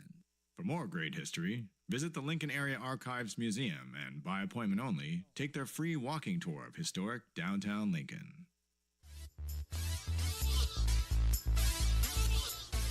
Welcome back here, top of the 4th inning. Pitching change for the Lincoln Potters. Evan Oden is out. Liam Golden is in. Liam Golden out of Sacramento, California. The Stanford University commit is taking the mound. 6'4", 215-pound freshman, right-hander. In the low to mid-90s, sitting with the fastball. He's going to step in and take over for Evan Oden, who was able to go a third of an inning, giving up 3 hits, 4 runs. 4 walks, actually 2 walks, 2 hit by pitches, and 1 strikeout. Liam Golden coming in. He is, this is his, let's see here, 5th appearance on the season. He's 1-1 with a 18 ERA. The right-hander stands in there, and he is ready to face Christian Smith. The first pitch to Smith is taken right over the outside corner for a strike. Fastball at 91 miles an hour. Smith 1 for 2 for the contest so far. Part of the doubles parade in the second. Really nice block back there by Chamberlain. Keep that ball in front of him. 1-1.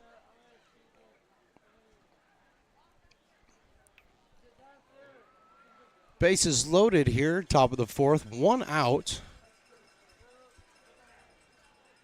Second pitcher of the inning for the Potters.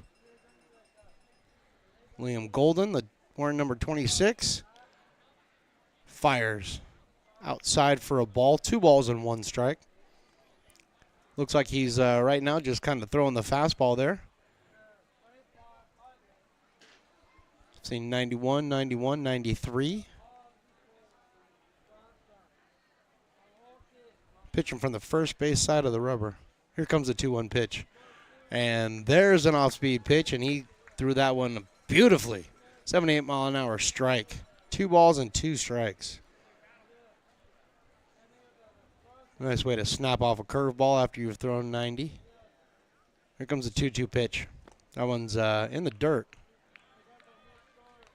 Full count now.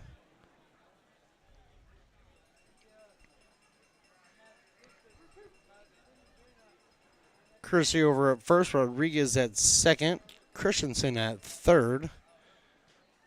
One down here in the top of the fourth. Here comes a 3-2 pitch. He wanted to swing, but he did not swing. And he draws the walk. Christensen on base for his second time today, and he'll get the RBI as Chase Christensen walks in and extends this lead to 10-0. Rudy Rodriguez over to third base. Tyler Kersey, who came in relief of Sean McGinty, now at second base. Back to the top of the lineup in Joe McGee, who's officially 0 for 1 tonight with a walk and a hit by pitch. Swings at the first pitch for a strike. 94 mile an hour fastball. Liam Golden.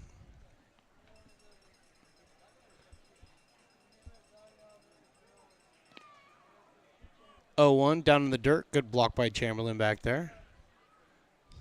Been pretty busy tonight. Has both the catchers from both the teams. But Chamberlain's done a tremendous job behind the dish.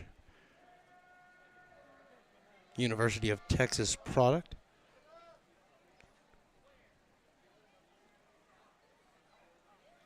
Here comes the 1-1 from Golden.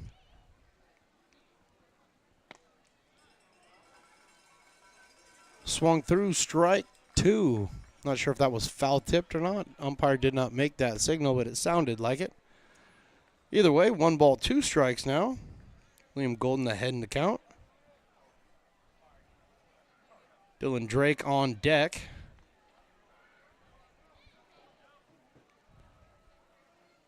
Here comes that 1-2. And it goes right through Chamberlain's legs. Not sure if he got crossed up on that one or not, but that didn't hit any leather. Went right through. 2-2.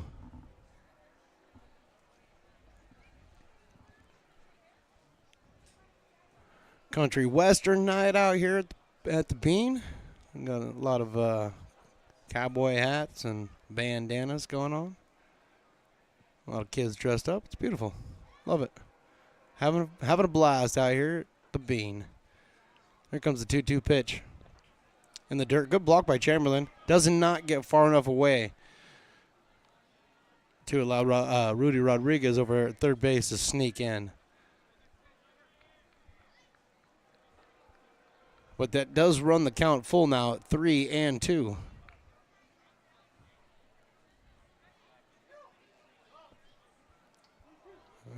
There's part of the parking lot Potter crew, TJ. Only 1 beer in his hand. I know that doesn't make you happy. But, yeah, 1 beer. Not good. 3-2.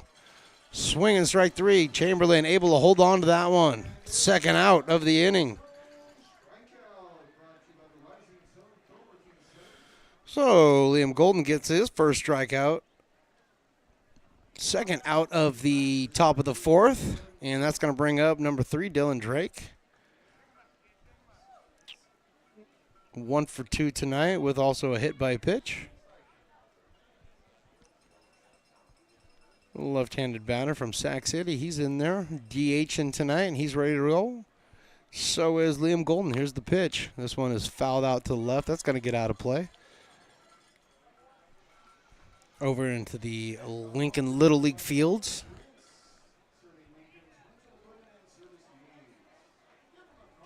Umpire needs some balls because we've been fouling them off here. So he makes the signal to bring them some more. And Golden's 0-1 pitch is driven out into center field. This is hit pretty well, but Ott's got a beat on it and is able to track it down in the power alley for the third out of the inning. So We are 4.5, and the Potters trail this one big time, 10-0. Hi, Bill Evans, President of the Placer County Association of Realtors. We're in the store, our conference facilities, an amazing team that helps keep together an amazing organization. And we thank them all. This organization can't do what it does and can't run the way it runs without the help of so many members volunteering their time. The success of the Placer County Association of Realtors is largely dependent on our active volunteer members to help our organization and industry. The work of our committees greatly impacts our ability to champion efforts across the board and giving back to the Placer County community wherever we can. Like all service organizations, I wanted to serve. And getting involved with the affiliate committee was the perfect way to do that. I love being able to serve my community with my business friends and other leaders and give back to those who are in need. The thing I love about the PCAR committees is they all work toward the same goal of bringing the community together to support those in need in our surrounding area. I instantly came to the meeting and had a wonderful time, felt like I was a part of something bigger, and it was just the start of my leadership journey. I'm Bill Spear, North Valley President of Five Star Bank. In a time when business can feel so uncertain, we're here for you every step of the way. I know they have a lot of bells and whistles within their bank, but just the relationship piece here locally on the business side is huge for us. 5 Star treats us like we're number one. They're right there with suggestions, with help. So I have to bank with people that have our mission in mind. We're Five Star Bank. How can we help you?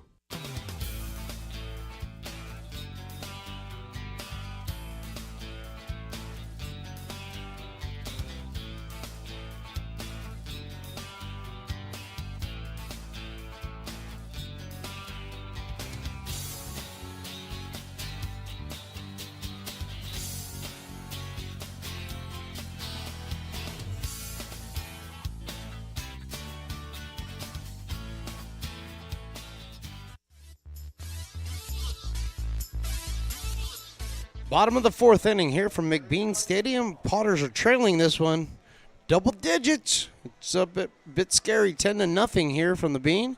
And we will have a pitching change as the Tigers bring in a new pitcher, number 33, Ben Pernetti. Pernetti, a right-hander. I don't have any idea where he's from, where he's going, any of that stuff. I do know that he's thrown 3 innings this summer. 1 strikeout, 2 walks, 1 hit.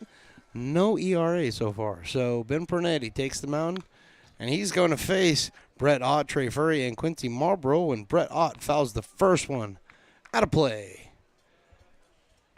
Potter's looking to got to get something started now. It's still early. It's only the bottom of the 4th inning, but you got to start chipping away at this double-digit lead.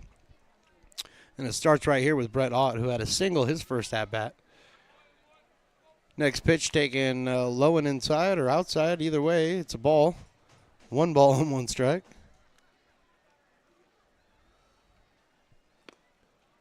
Swing through that next pitch.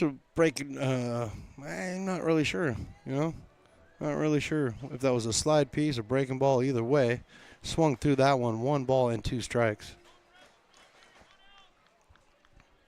Ben Pernetti, right-hander, working out of the stretch. Swinging, strike 3. Brett Ott goes down on strikes, and that's going to bring up number 7, Trey Furry. Trey grounded out to second in the first inning. DH for the Potters tonight.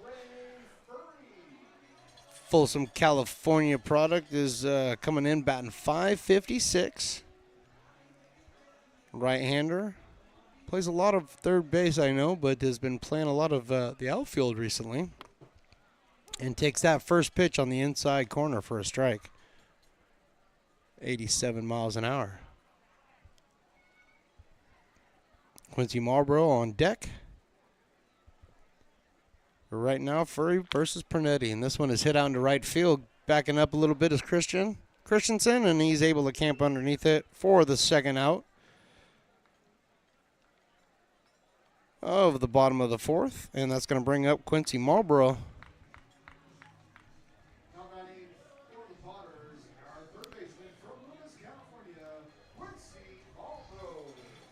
So, assuming that Tyler Kersey is now behind the dish, no changes in the defense other than Kersey and Pernetti on the mound. First pitch in there, too. Quincy Marlboro swinging in. Strike one. Got him with the high cheese there, 86. Quincy steps out, steps back in, playing third base for the Potters tonight. Been playing really, really well over at third base. He hits this one over to third base. Mullen backs up, fields it cleanly, fires over to first. Williams in time for the out. And now we are through 4, and the Potters still trail this one 10-0. This job is the Esplanade at Turkey Creek phases 4 and 5.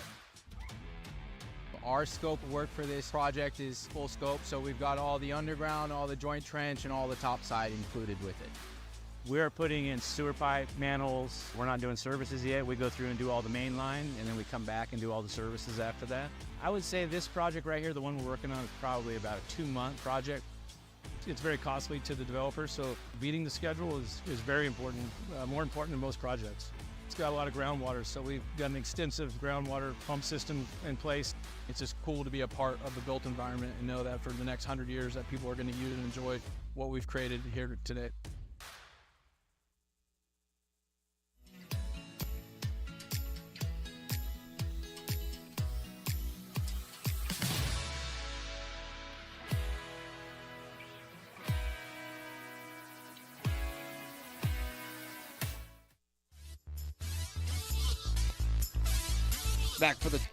Back for the top of the 5th inning here from McBean Stadium. Stones McCoy here, joined by, I'm just going to say it, he's my son. Yeah, Riley the engineer, he is mine. So I know we've separated that, up until this point, but, pulling the curtain all the way back, yeah, it's my son. So, and he's better at this job than I am. So that's why I've turned everything over to him. Good job. Keep it up. Keep it up, kid. You're doing a fine, fine job. Here we are in the top of the 5th inning. Liam Golden out for his second inning of work, and he is scheduled to face the 3, 4, and 5 hitters for the Tigers. Charlie Malton, Corey Williams, and Jamie Mullen. And outside of Malton, Corey Williams, Jamie Mullen, Chase Christensen, the heart of their order, they've done the majority of damage to the Potters so far. Between those three, Williams, Mullen, and Christensen, they have 1, 2, 3, 4, 5, 6, 7 hits and 9 plate appearances. So doing quite well right there in the heart of their order. But Liam Golden's on.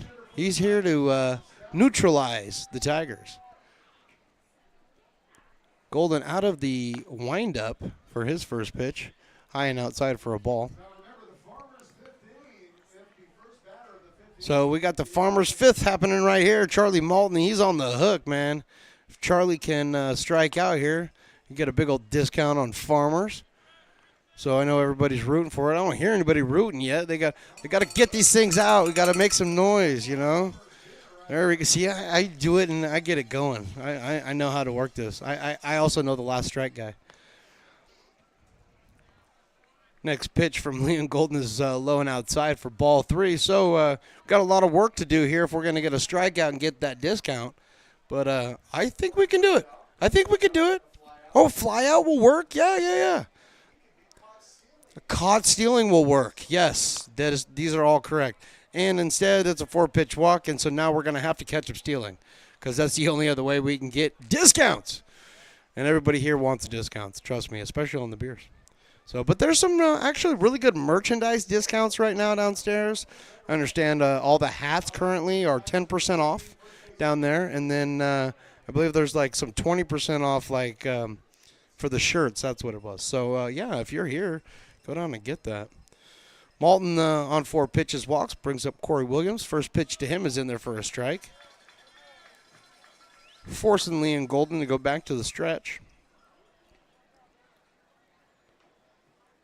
So this is the guy you want to get out right here. He's just been a thorn in the Potters' side. He is 3 for 3 on the day with 2 singles and a triple. So got to find a way to get Corey out. And I did a little bit of research on Corey just to kind of figure out. Corey was class of 2022. from Elk Grove. Went to Elk Grove High School.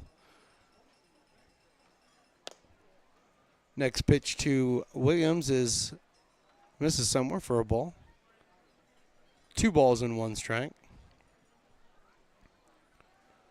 We got information on Corey Williams over at CRC, the Cosumnes River Hawks, playing there. I can't really, it won't tell me when, but he hit 324 over there.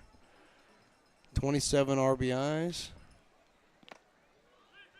And there breaks for second base is Charlie Malton. Good block by Chamberlain, but unfortunately unable to field it cleanly and not able to get a throw off, so stolen base for Charlie Malton. And that takes the count out to 3 balls and 1 strike on Corey Williams.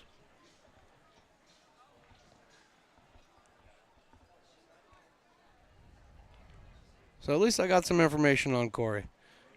We're looking for like where he went to school, all that fun stuff. Finally find it, and it's because he's just killing us. UC Davis product, but Elk Grove High School, CRC. No matter where he's at, he's doing well, and he's 3 for 3 tonight for the Tigers. Here comes the 3-1 pitch. Swing through, strike 2. Nice fastball there by Liam Golden down in the zone. I'm sure Williams' eyes got real big when he saw that one coming in, but it was low in the zone. He just could not catch up to it. So Golden now 3-2. Runner on second. Nobody out. High for a ball.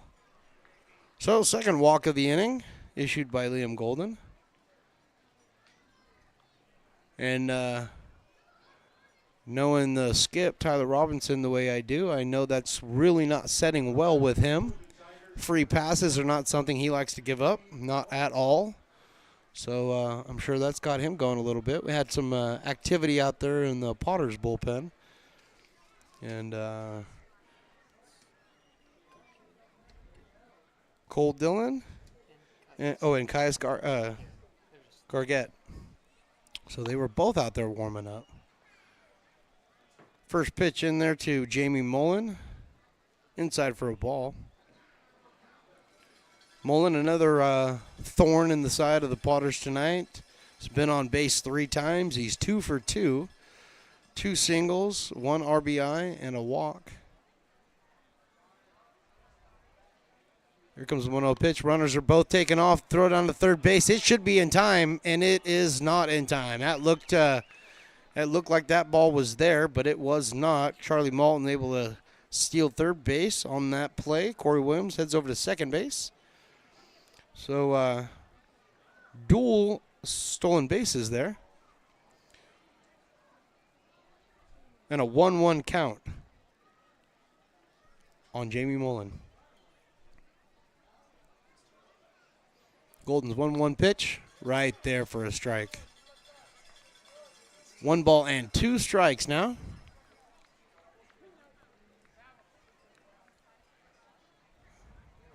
Doesn't matter what the score is. The bounce house is rocking. The kids are having a blast. They don't care. That thing just rocking and rocking. Here comes the 1-2. That was taken inside. He did not swing. You don't have the first and third base umpires in a regular league game to check with. So check with the second base umpire. He says he did not swing, so it's 2-2 now. Still nobody down here in the 5th. It's 3-1, and that's the walk. So 3 consecutive walks to start this inning. Loads the bases. Brings to the plate Chase Christensen, right fielder who just made a tremendous play out there in right field.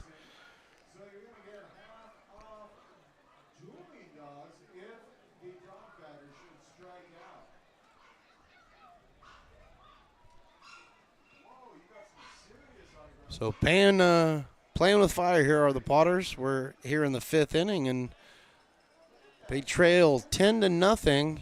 They have the bases loaded here with nobody out. Here comes the first pitch by Liam Golden, high and inside. Chase Christensen kind of shook his head and wiped that one off. 92-mile-an-hour fastball. Golden behind. 1 ball and no strikes.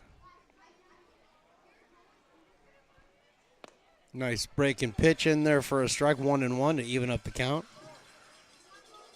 Virtually no wind. Not a cloud in the sky. It's really cooled down nicely. Got the windows open here in the booth. Feels good, and the crowd's having a blast. Here's the 1-1 pitch. In the dirt. 2-1. It sounds like a broken record, but really nice job by Chamberlain back there blocking that pitch. He's definitely been busy. Some more activity in the Potter's pen. 2-1. Fouled off of Christensen. May have got him on the lead foot there. I think the only thing that bothers him is that he wasn't able to put that one in play. Jason Riviello. Jason Riviello warming up in the pen for the Potters right now.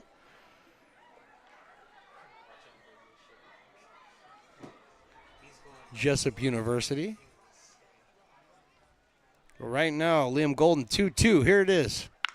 This is hit out into the hole over at shortstop for a base hit. I will score 1, and we'll hold Corey Williams over at third base. Everybody moves up station to station.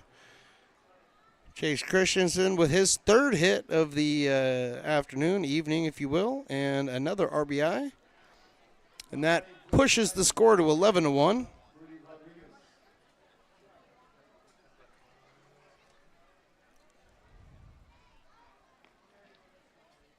And now that brings up Rudy Rodriguez. Officially, he's 0 for 1 tonight with a strikeout, but he's also walked twice. Golden's first pitch is fouled off to the screen. Ahead quickly, 0-1.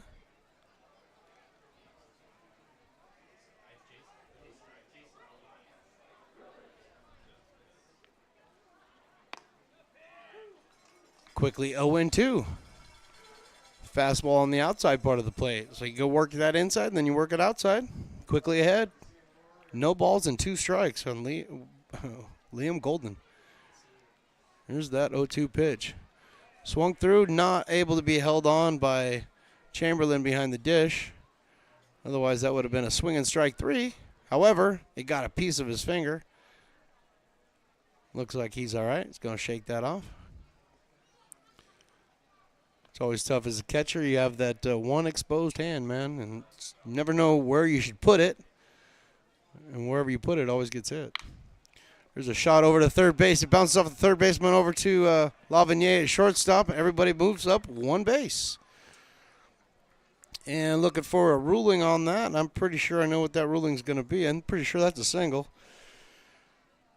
So a single and an RBI for Rudy Rodriguez. Runs this out to 12-0. And that brings up Tyler Kersey, who came in for Sean McGinty in the 4th.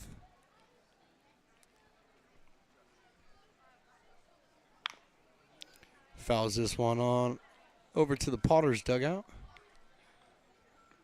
So Kersey's lone at bat so far. He walked in the 4th inning, and that's about it. So he's looking for an average here.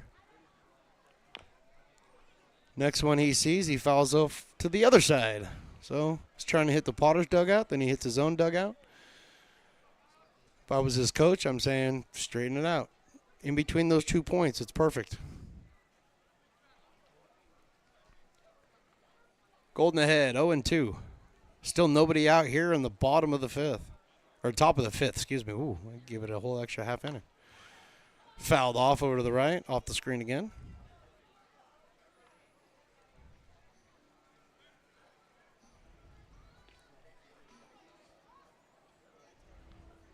Second time Golden's had to stop and tie his shoe. He must be using a lot of power off that back foot where his shoe keeps coming untied. He's throwing 92, 93. Here comes that 0-2 pitch. As in the dirt, a little bit of an overthrow, as you could tell, and Chamberlain kind of reacts the same way as the catcher. Lucky he got that one. Umpire walks the ball out instead of throwing it out there. I think that was really to give Chamberlain just a breather, you know. A little, I don't want to say shocked, but surprised by that last pitch. So he gets a chance to catch his breath after all the work he's done behind the plate tonight. Golden still has an 0-2 count, or 1-2 count. And there's the swing and strike three. He gets Kersey to strike out. First out of the inning.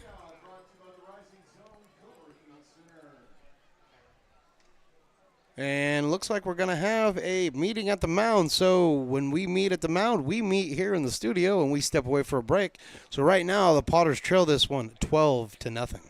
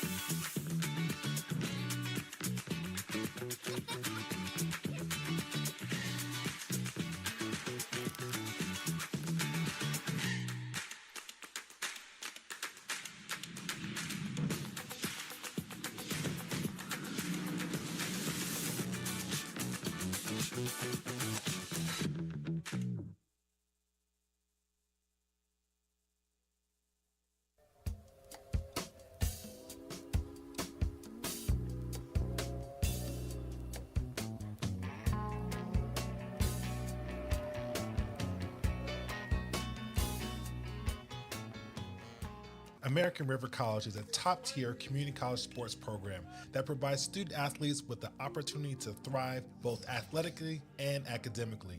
ARC Athletics is currently ranked 5th in the state and 2nd in Northern California. With over 19 sports programs, our athletes compete with the region's best athletes.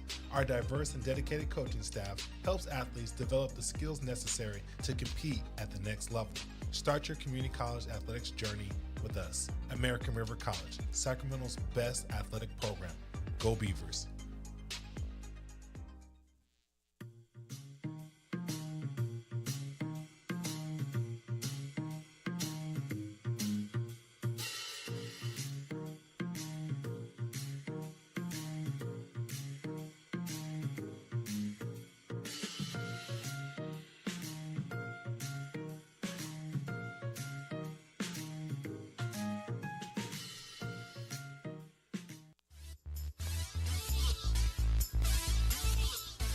One down here in the top of the 5th inning for the Potters, and we have a new pitcher.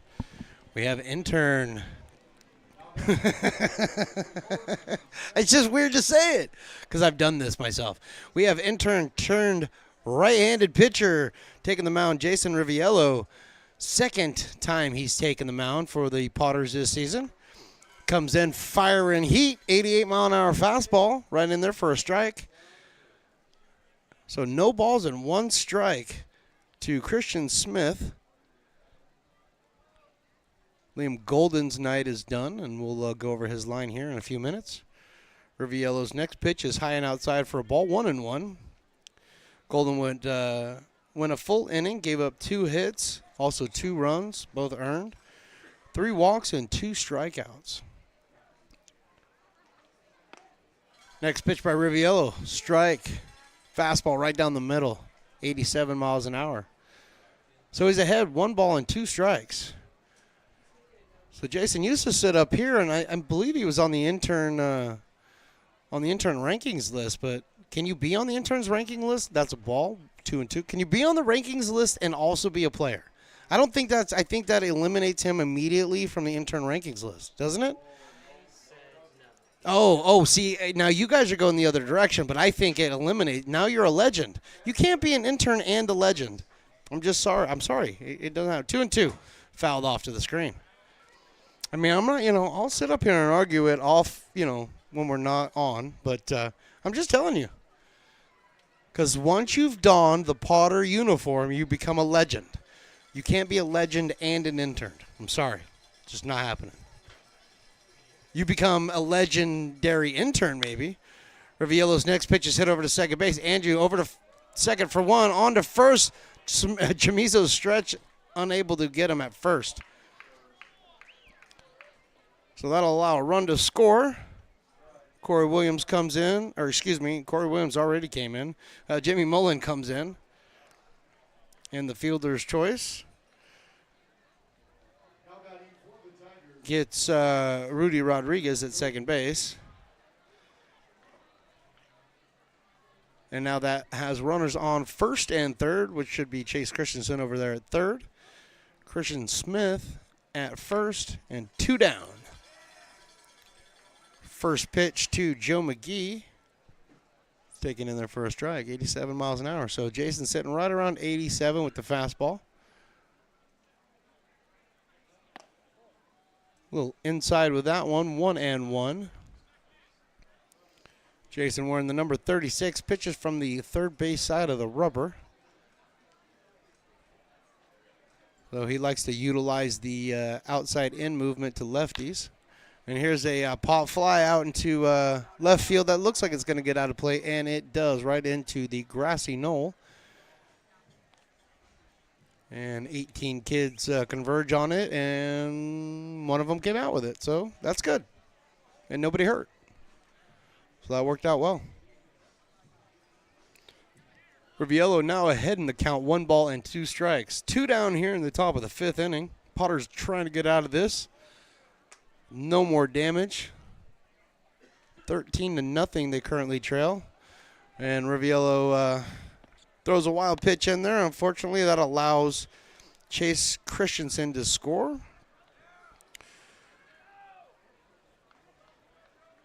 And Christian Smith moves on up to second on the wild pitch.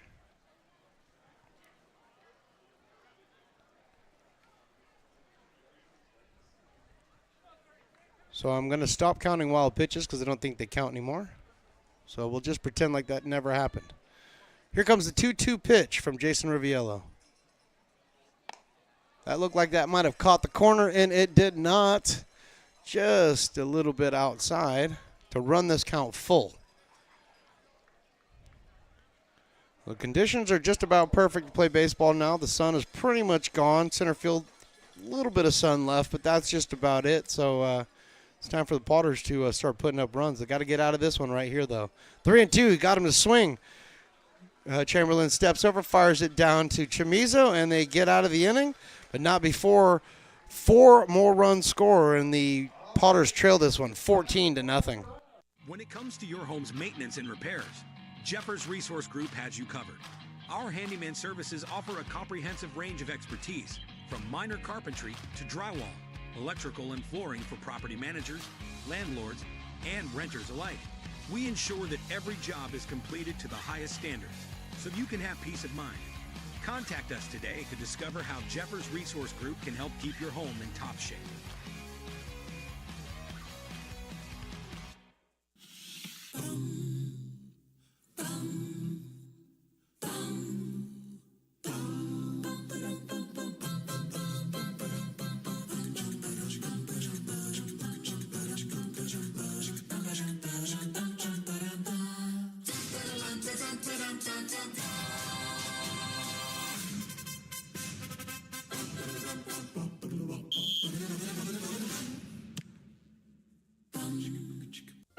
Fans want to keep restoring and renovating historic McBean Stadium? Now you can become a member of Friends of McBean. Annual membership start at $50. Get a 4th of July Potters t-shirt and 4 Potters tickets. Become a member now at friendsofmcbean.org.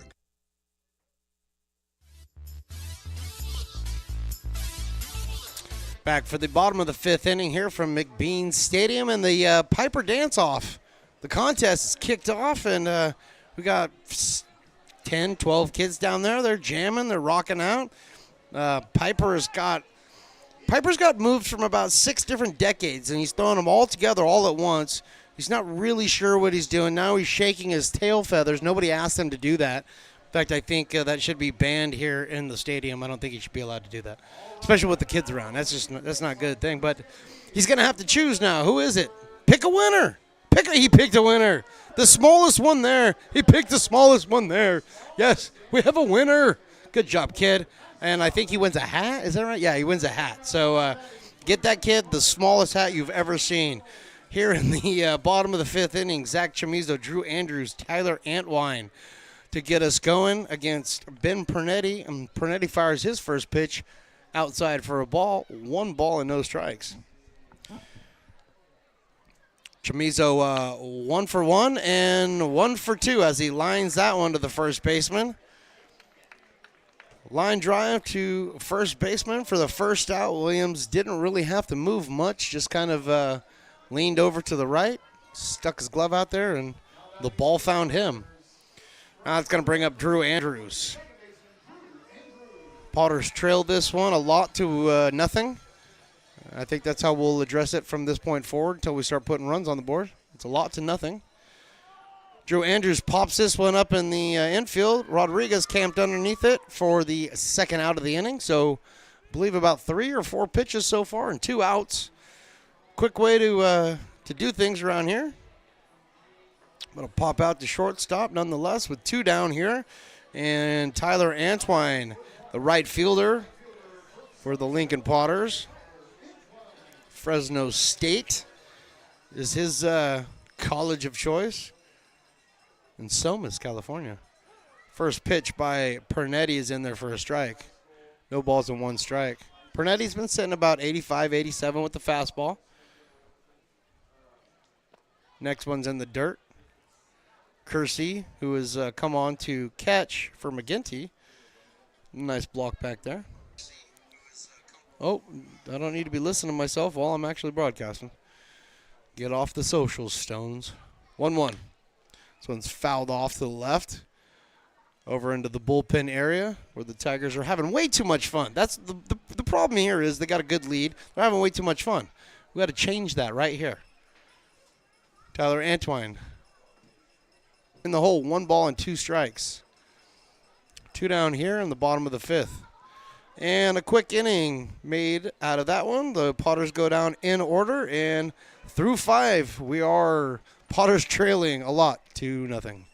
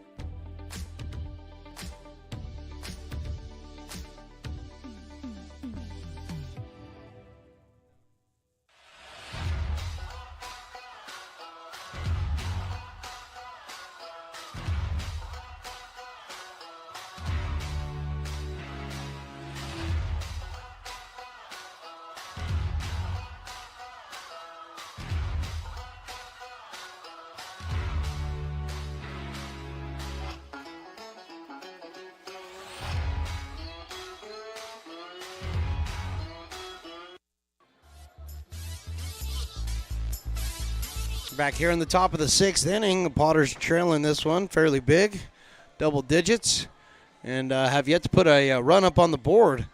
They're about to go out and have to play some defense here. Jason Riviello back on for his 2nd inning of work.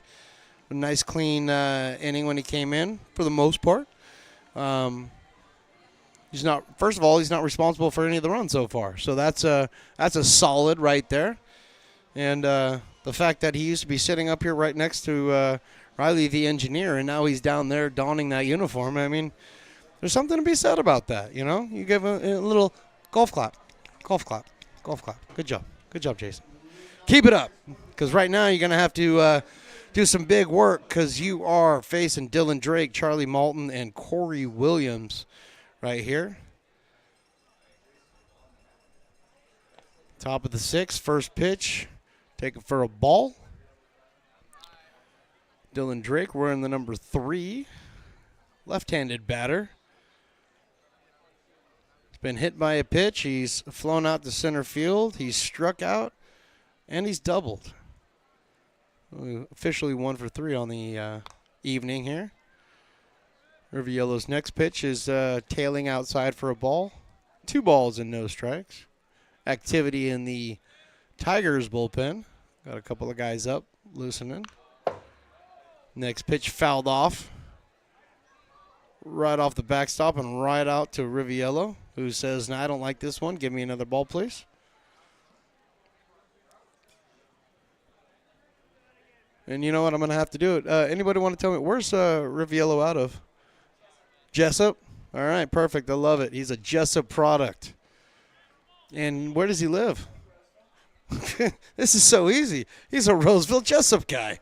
I should have known that. Nobody puts it on the, I know nothing.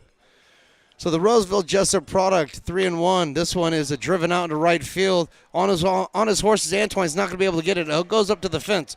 Rounding first, heading for second is Dylan Drake, and he's in there with a stand-up double. Doubles have been the theme tonight for the Tigers. I have to quickly go through here. We go.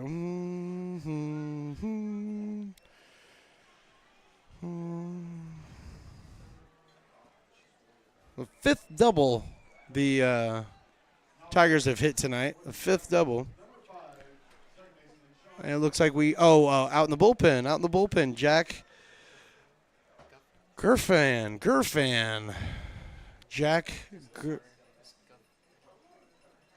Jack, and we'll get his last name very shortly, I promise you.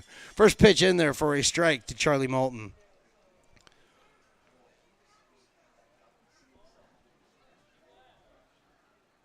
Charlie Moulton, the second baseman for the Tigers tonight. Next pitch is blocked by Chamberlain there, evening up the count at 1 ball and 1 strike. Logan Bell warming up for the Potters.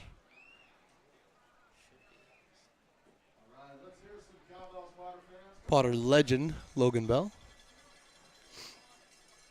But right now, it's all about Jason Riviello and Charlie Moulton. 1-1 is the count. Right-hander delivers. Swinging, strike 2. 87-mile-an-hour fastball with a little bit of tail. And that tail just kept it away from Moulton just ever so much. He was unable to make any contact with that one. So Riviello ahead, 1-2.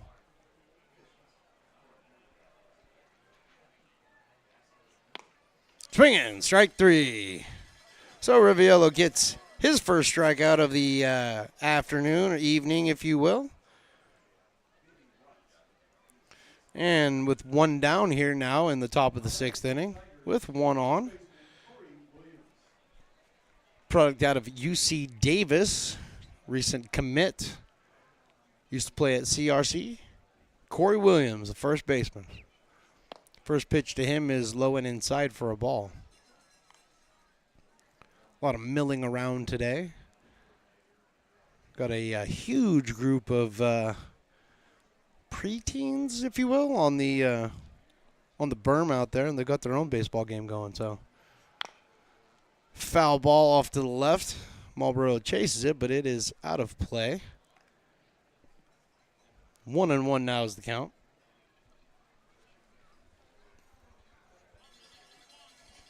Again, I'm just shocked. Beer Garden is not gardening as much as it usually does. You know? I mean, there's been bouts of it pretty busy, but I'm kind of shocked, man. Maybe that's what's missing. More beer needs to be sold. 1-1 pitch is in the dirt for a ball. 2 balls and 1 strike. Jamie Mullen on deck. But the 4, 5, and 6 hitters today for the Tigers have just been real pains for the Potters. 2-1, that's inside. Close to hitting them, but it did not.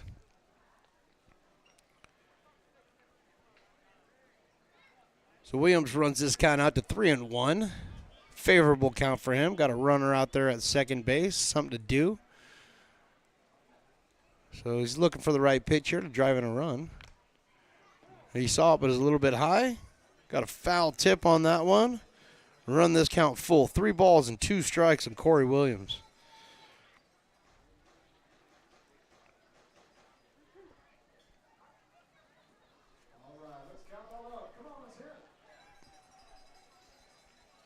Riviello looks in for his sign and delivers. This one is hit out into right field. Antoine on his horse again, but it looks like he might be able to get to this one, and he absolutely does. Tagging ahead of the third, but Antoine's throw, although it was a strong throw, it would not have gotten him. So cut off there by Lavanier. But fly out to right field. 2 down here, but a runner on third for Jamie Mullen. Mullen's already got an RBI on the day. He also has 2 hits and 2 walks, so officially 2 for 2 on the evening. Came in batting .250, so 2 for 2 is definitely going to help that batting average. First pitch he sees by Riviello is outside for a ball.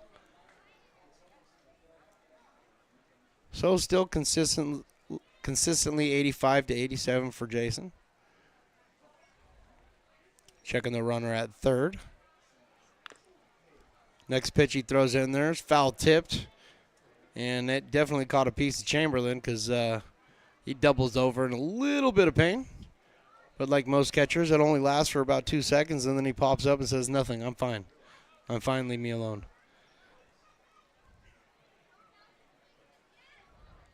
But now the umpire and Jason, they'll have a little conversation. Chamiz is going to come out and even extend that out even a little bit further so Chamberlain can shake that off, whatever that may have been. It looks like everybody is ready to rock and roll now. Back to your positions. Riviello looking in, getting his signs. 1-1 the count. 2 down here. This one is also lifted in the right field. Antoine over on the foul territory, and right before the bullpen, he's able to make the catch for the final out. So we are 5.5 here in Lincoln, and the Potters still trail this one big.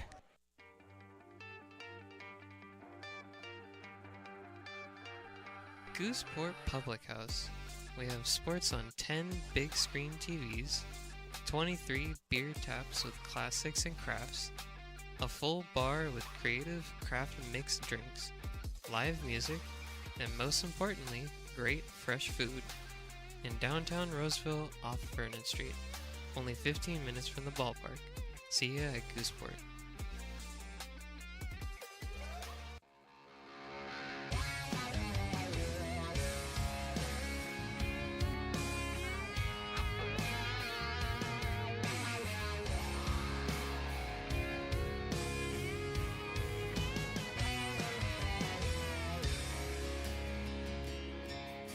Old man knocked on my front door with my teenage boy and a couple more from up the road.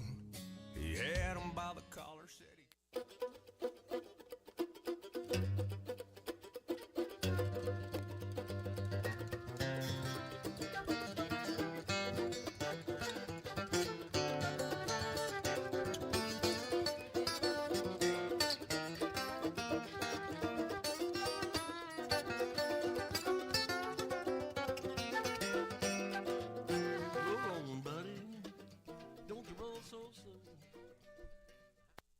Being a laborer means everything.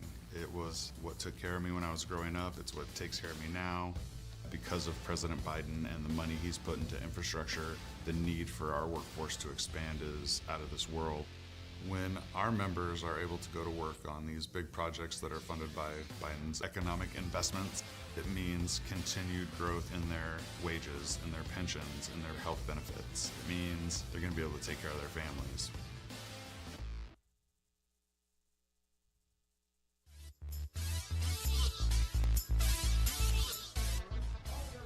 Welcome back in for the bottom of the 6th inning here, where the Potters are looking to put some runs on the board and do it in quick fashion, because we're here late in the game here, and the Potters got got a lot of runs they got to make up here. So, but they're going to start right here with Cole Chamberlain, then Logan Worm, and back to the top of the order with Mike Lavigny facing Ben Pernetti for his third inning of work. And first pitch to Cole Chamberlain is fouled off, squibbed off, if you will. Chamberlain's one at bat. He drew a walk. So no official at bats. So officially he has not been in the game. This one is driven but foul down the first base line. Evening up the count at 1-1. Or excuse me, 0-2.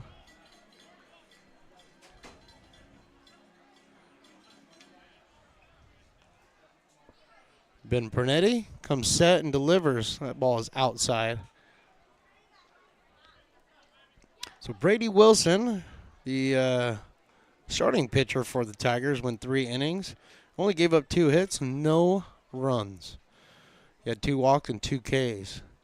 Now he's been followed by Ben Pernetti, who just throws a beautiful strike right there to Cole Chamberlain for the first out of the inning and the first strikeout looking on the day.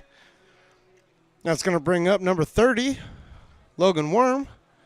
And according to the notes that I have on Worm, he still does not have a batting average.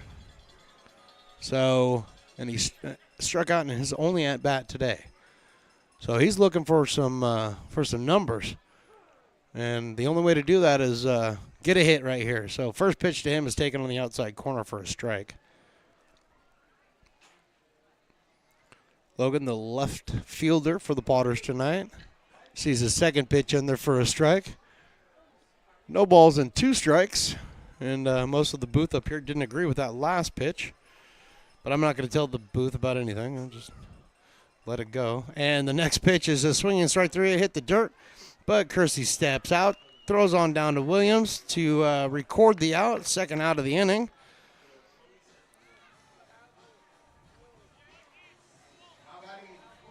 So 2 down here, and now we're back up to the top of the lineup. And that's going to be number 1, Mike Lavigny, shortstop for the Potters tonight. Colfax, California.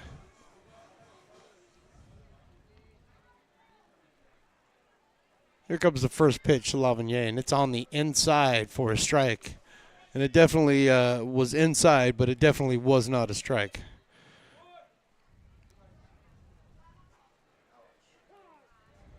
Time has been called by Lavigny. He's got something in his eye, and I think he's actually saying that something might be in the umpire's eye instead. So he's projecting, if you will.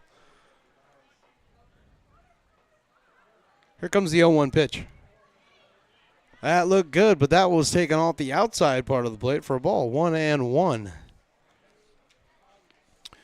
Trevin Crowley, as we know Trevin Crowley, because he's been a Potter in the past, warming up for the Tigers. Next pitch by Ben Pernetti is taken inside for a strike, and that has got Lavigny just beside himself. He's decided to take a couple steps out of the box and take a walk, because 2 consecutive strike calls, been off the inside part of the plate by about 6 inches. Here comes the 1-2 pitch from Pernetti. That was taken off the outside part of the plate for strike 3. 1-2-3 go the Potters here in the 6th, and through 6, the Potters trailed this one big. Astro Air Design Incorporated, where you feel the difference. We are a locally owned and operated heating, air conditioning, and custom sheet metal company committed to the highest quality of craftsmanship at a competitive price. Our trained and certified technicians have the knowledge and experience required to install, maintain, or repair your home comfort solutions. Our upfront pricing gives you the peace of mind because you know your price is locked in. Call Astro Air Design Incorporated today. Here in Michigan, we do more than just survive the winter. We thrive during it.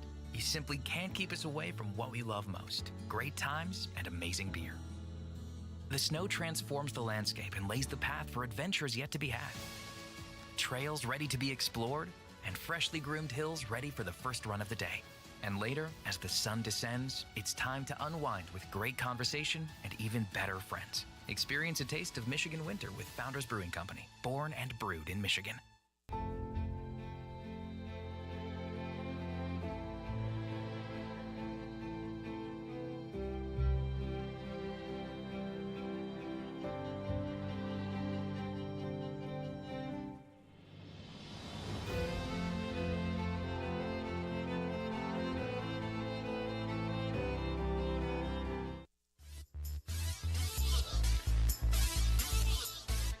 Logan Bell taking the mound for the Potters here in the top of the 7th inning. He's scheduled to face Chase Christensen, Rudy Rodriguez, and Tyler Kersey. Logan Bell. This is let's see actually. I might be able to find this. Logan Bell, where are you at? What have you been up to, Logan Bell? Logan Bell, Bowling Green State University, Lisbon, Ohio. Every time his parents come out here, I just have nothing but love and hugs for them. I miss them. Great, great people. Raised great kids. Logan Bell happens to be one of those kids that they've raised. That's a pretty good kid. But Logan Bell on the summer, 0-1 with a 2.13 ERA. He's been in 12 games this year. 12 2/3 innings pitched with 14 strikeouts and 4 walks. Great strikeout to walk ratio right there. And he's given up 8 hits, but he does pitch to contact. And that's what you're supposed to do. You're supposed to get to this level. You're supposed to be able to pitch to contact because you got a great defense behind you. So Logan Bell out there doing Logan Bell type things. And he's got the Potters ready to start off the 7th inning here.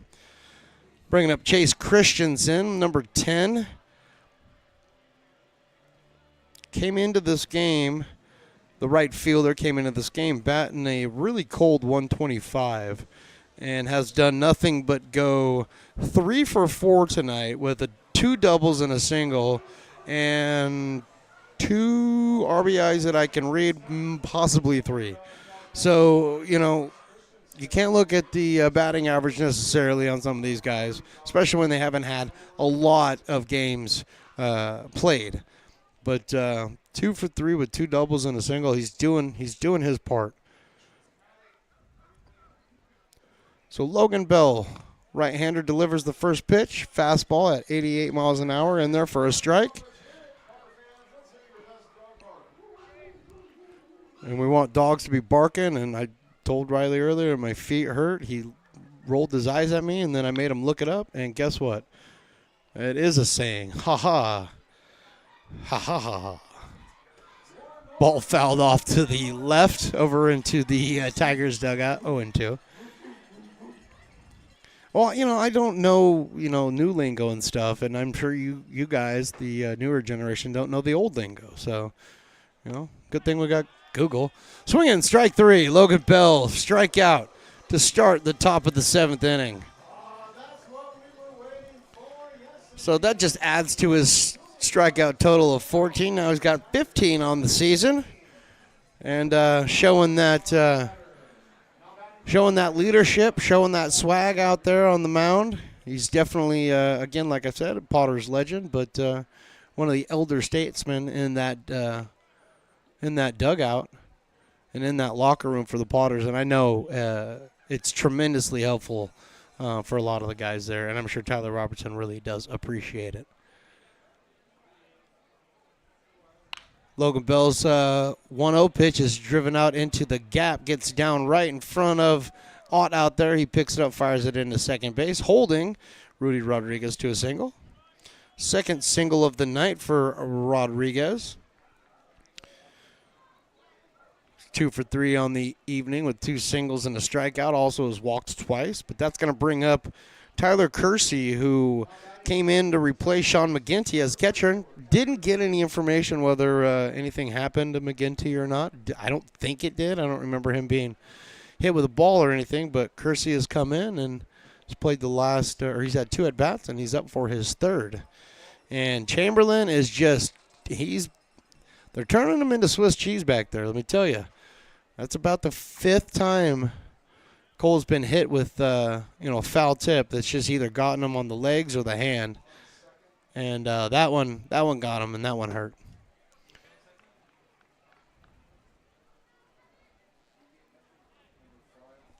Well, Kersey's in the hole 0-1, but Chamberlain's probably hurting also. Logan Bell's next pitch on the outside corner for a strike. That's 0-2. And it looks like we have Cole Dillon's taking over for Andrews out at second base. And then this ball is hit right over Cole Dillon's head into right field for a solid single. Holding him right there is Antoine, getting to that ball quickly and firing it in. But Kersey's got himself a hit. Hit parade for the Tigers continues. Rodriguez is now over there at second base, and Kersey is at first base, bringing up Christian Smith. And looks like we're going to have a pinch hitter for Christian Smith. And as soon as he turns around, I'll be able to tell. And good thing that we called timeout. But it is Christian Smith. Oh, umpire just pulled out the card just to fake me out. Pulled out the card. We have some other defensive changes out there that I need to know about. Please let me know. Engineer Riley working really hard over there, trying to get me all the information I need.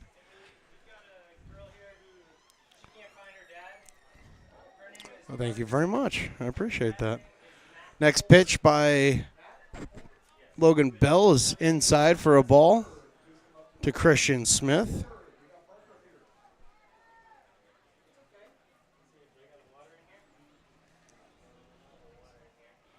So Caius Gargett is now taken over at shortstop.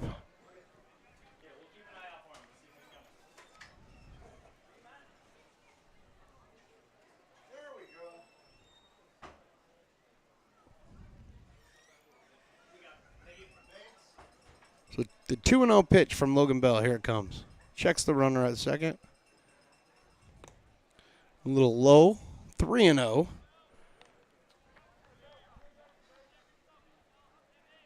You got Cole Dillon now over at second base, which I believe I had already told you guys. And we got Eli Small playing first.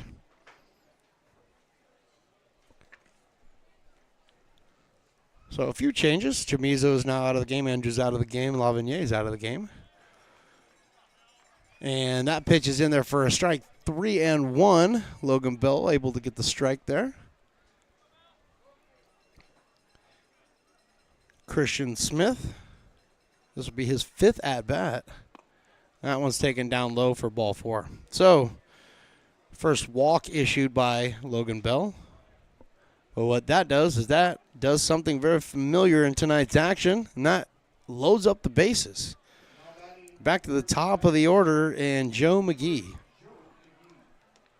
So Joe McGee, this will be his 6th at-bat here in the top of the 7th inning. That's phenomenal. With only 1 down.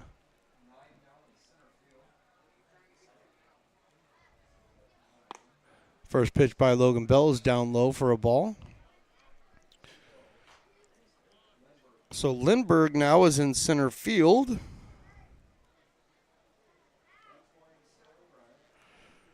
So Will Lindbergh has taken over for Ott out in center field. Next pitch by Logan Bell. Swung through, strike. 1-1.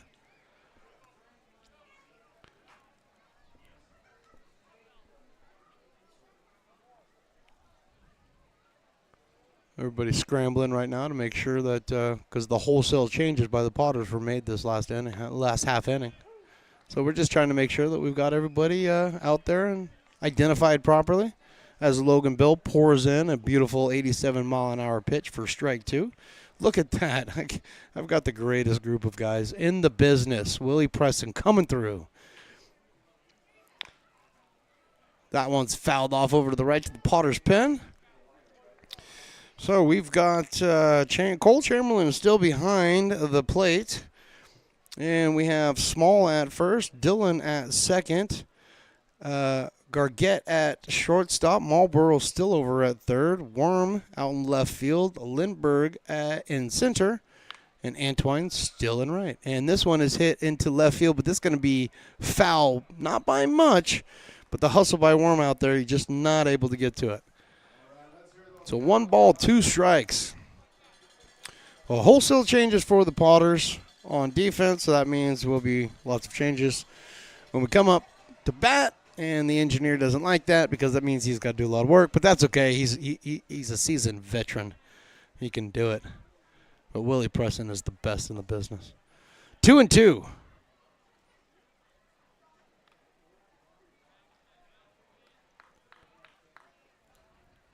Logan Bell trying to get out of this with a single pitch, a little ground ball, 6-4-3 double play. Or 4-6-3 double play right here. There's the 4, there's the 6, and no 3. Beautiful play by Dylan up the middle there. Laid out, was able to get that, feed that over to Gargett, and was able to get, was that 2 outs? And something was called. What happened? Anybody want to tell me what just happened there? Okay, there was only 1 out, and that was 2 outs, and then there's 3 outs, and now, okay, so I don't know how to explain this, but we're going into the bottom of the 7th inning, and the Potters still trail 14-0. Thank you. Hi, Bill Evans, President of the Placer County Association of Realtors. We're in the store, our conference facilities, an amazing team that helps keep together an amazing organization, and we thank them all. This organization can't do what it does and can't run the way it runs without the help of so many members volunteering their time.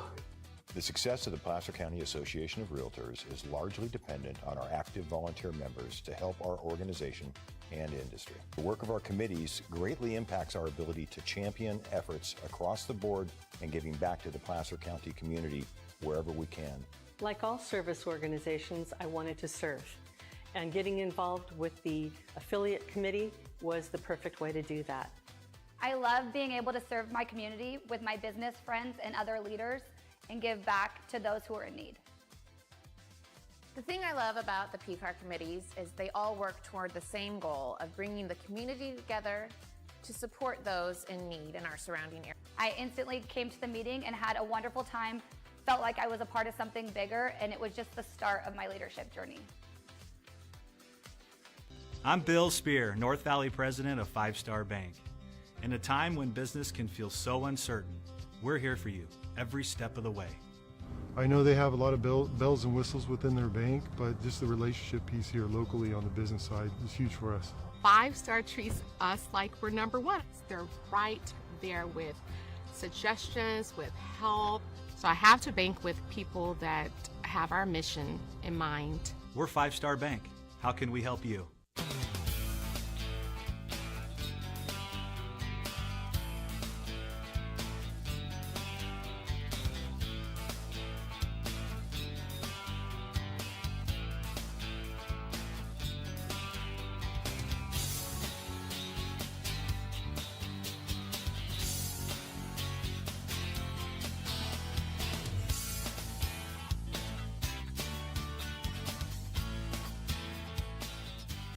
This job is the Esplanade at Turkey Creek phases 4.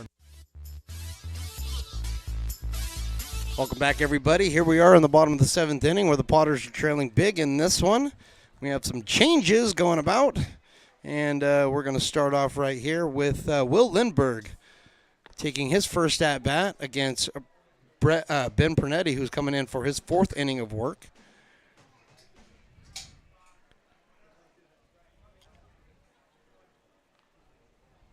Will Lindberg takes that one in the dirt. 2 balls and 1 strike.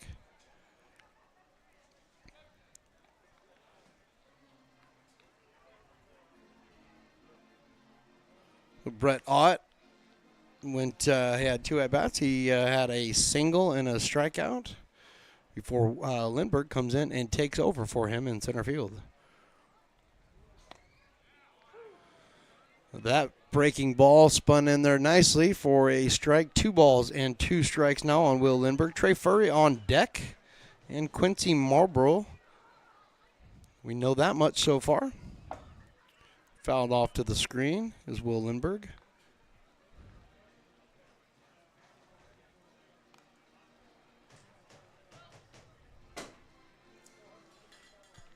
So 2-2 count here.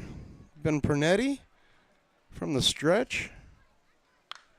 This one is fouled out of play over to the right. It's going to get out of play.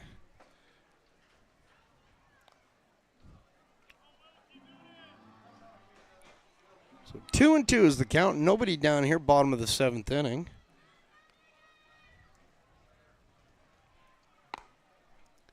Outside. 3-2.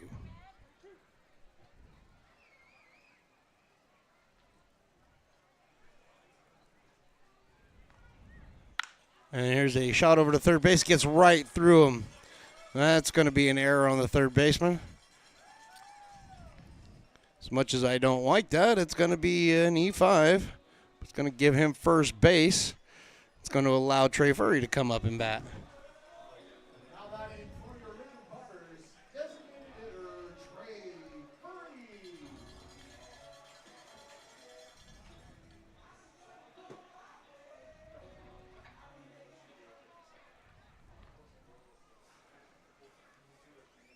So nobody out here, bottom of the 7th inning, 1 on, and a shot right up the middle for a base hit. Trey Furry gets this party started right here with a single, and now we got 2 on, nobody out here, bottom of the 7th inning, bringing up Quincy Marlboro. Quincy 0-2 on the evening. Strikeout and a ground out. Some activity going on over in the Tigers bullpen. And, excuse me, that is not Quincy Marlboro. That is Jax Jimenez.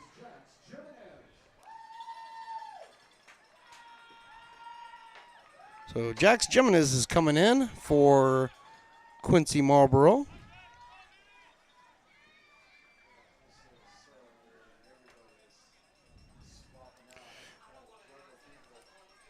So Jax Jimenez is in there for his first at bat. And falls behind quickly. 0-1, 1-1 now.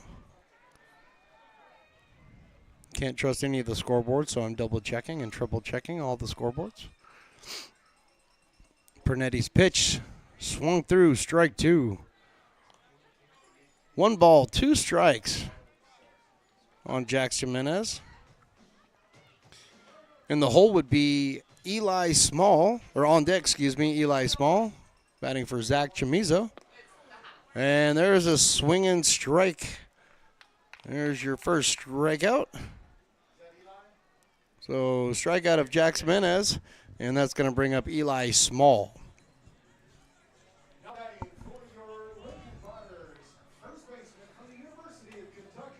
So Elkhorn, Nebraska, and the University of Kentucky, Eli Small. 6'1", 205, the 19-year-old. Left-handed batter, but he throws right, and he's ready for the first pitch from Pernetti, and he takes that one on the inside corner for a strike. No balls and 1 strike. His first at-bat of the evening, replacing Zach Chamizo, who went 1 for 2. Next pitch is outside for a ball, 1-1. Potter's got a lot of work to do, got a lot of runs to make up here, but got to get it started somewhere. Perfect place to start. 1-1 pitch. Inside and low, ball 2. 2 balls and 1 strike.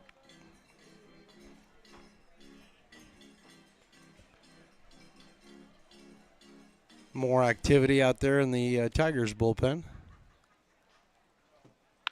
2-1 is hit out to shortstop. Picked up by Rodriguez. Flipped over to second for 1 on to first.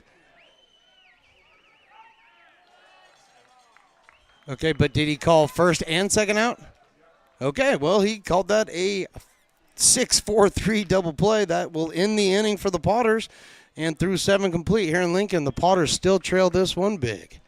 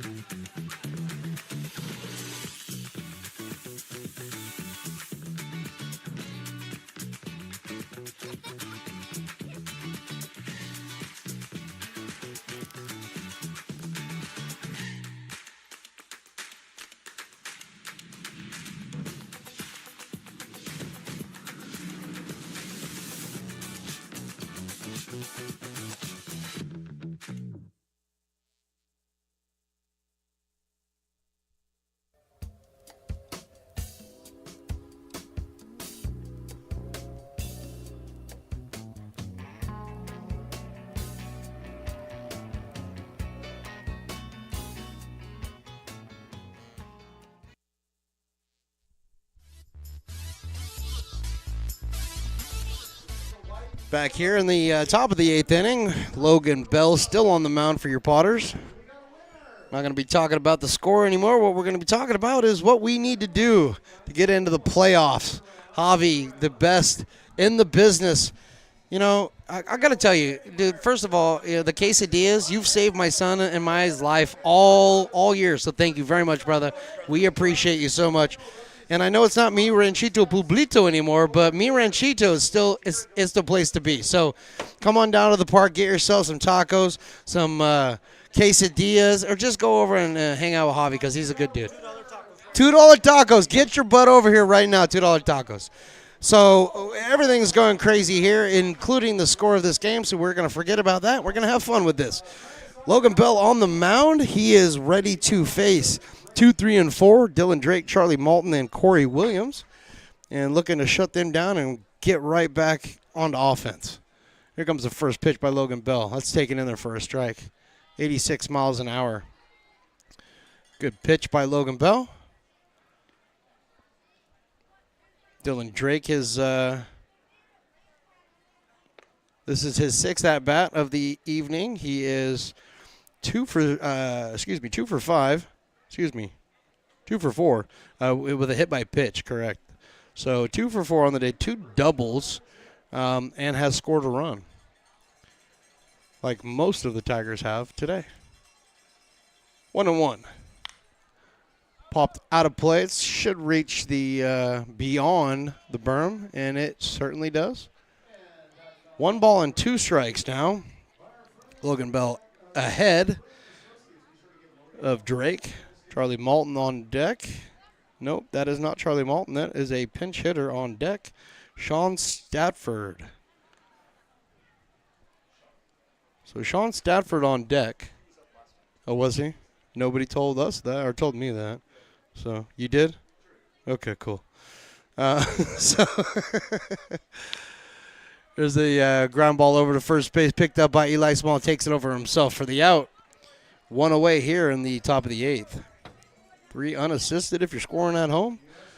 And that's going to bring up Sean Statford.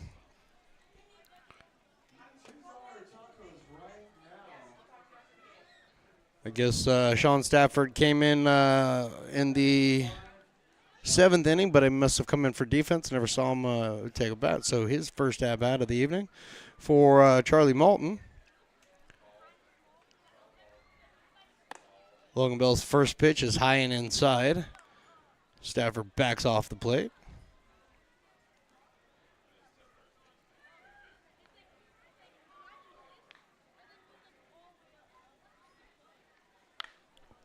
This one is popped up and out of play, evening up the count at 1 apiece.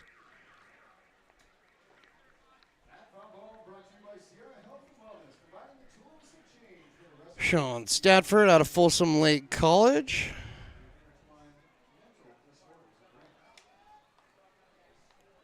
Left-handed batter. Waits the 1-1. Takes that breaking ball in there for a strike. 1 ball and 2 strikes.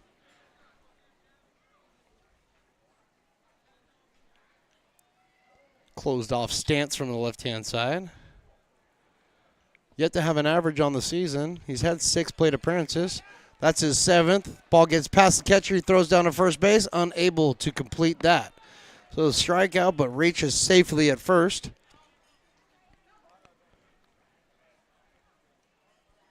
So the pass ball is going to allow that to happen. Probably a wild pitch, actually. Now batting for the Tigers, number 15, Corey Williams.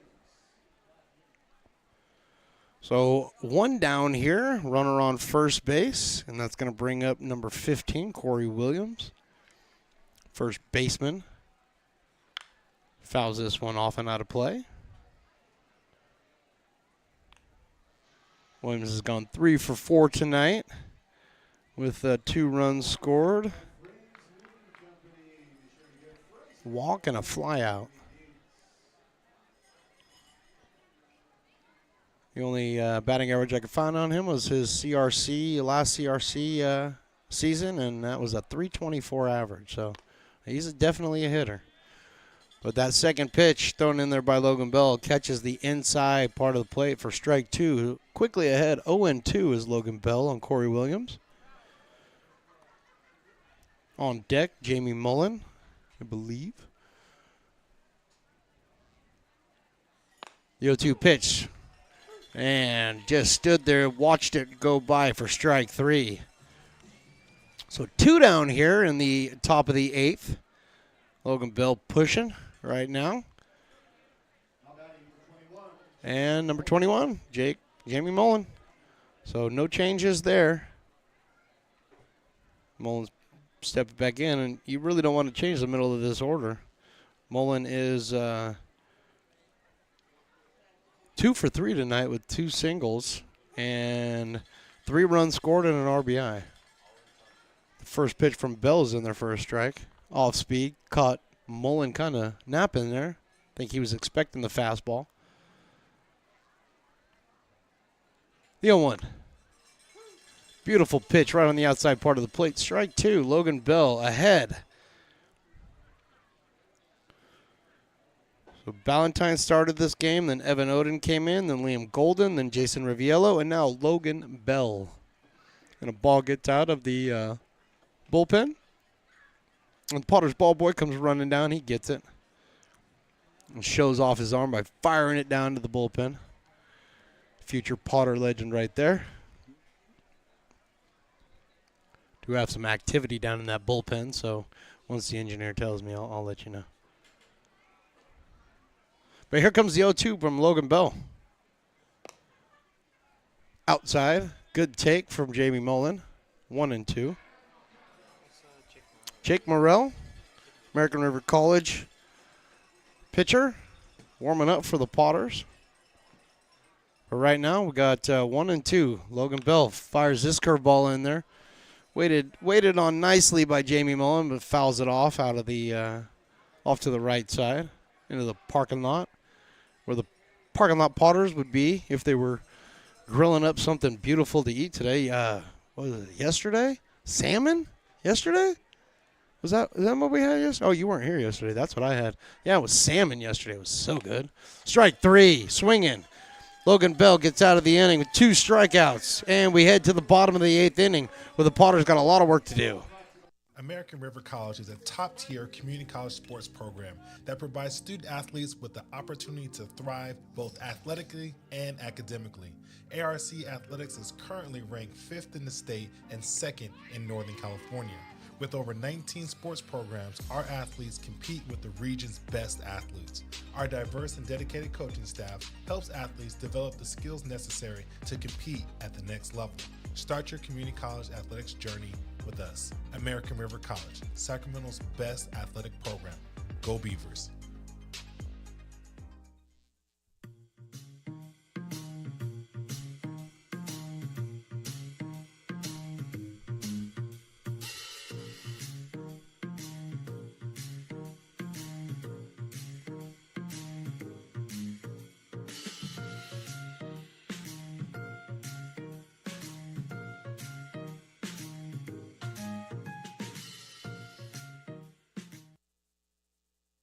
When it comes to your home's maintenance and repairs, Jeffers Resource Group has you covered. Our handyman services offer a comprehensive range of expertise, from minor carpentry to drywall, electrical and flooring for property managers, landlords, and renters alike. We ensure that every job is completed to the highest standards, so you can have peace of mind. Contact us today to discover how Jeffers Resource Group can help keep your home in top shape.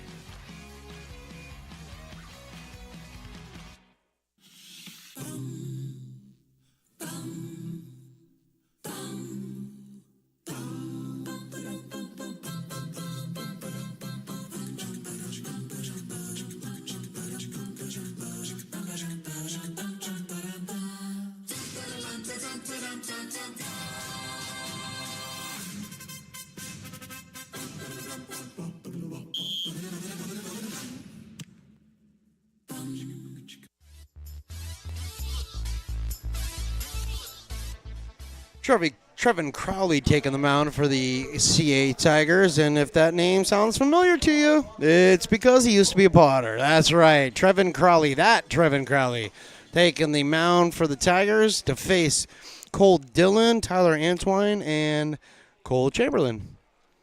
First pitch by Trevin Crowley is high and outside for a ball. Crowley's coming in and relieving Ben Pernetti, who actually came in relief of Brady Wilson. Wilson went 3 innings, only giving up 2 hits, obviously no runs, 2 walks and 2 Ks. And Pernetti comes in, throws 4 innings of no-run ball with no walks and 6 strikeouts. So first 2 pitchers for the Tigers have just been on point, and they've held the Potters scoreless tonight. And right now, Trevin Crowley is behind the count 2-0. Pours that fastball in there at 90 miles an hour for a strike. 2 balls and 1 strike. So the Potters got to get something going on here. You bottom of the 8th. There's not a lot of time left, and there's a large deficit. You only need 2 touchdowns. So, but if you convert the 2-point, you win this game.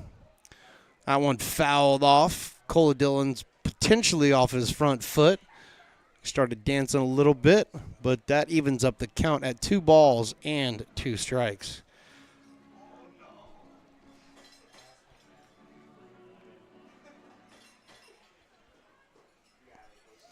2-2 pitch on its way. Here it is. High and outside for a ball.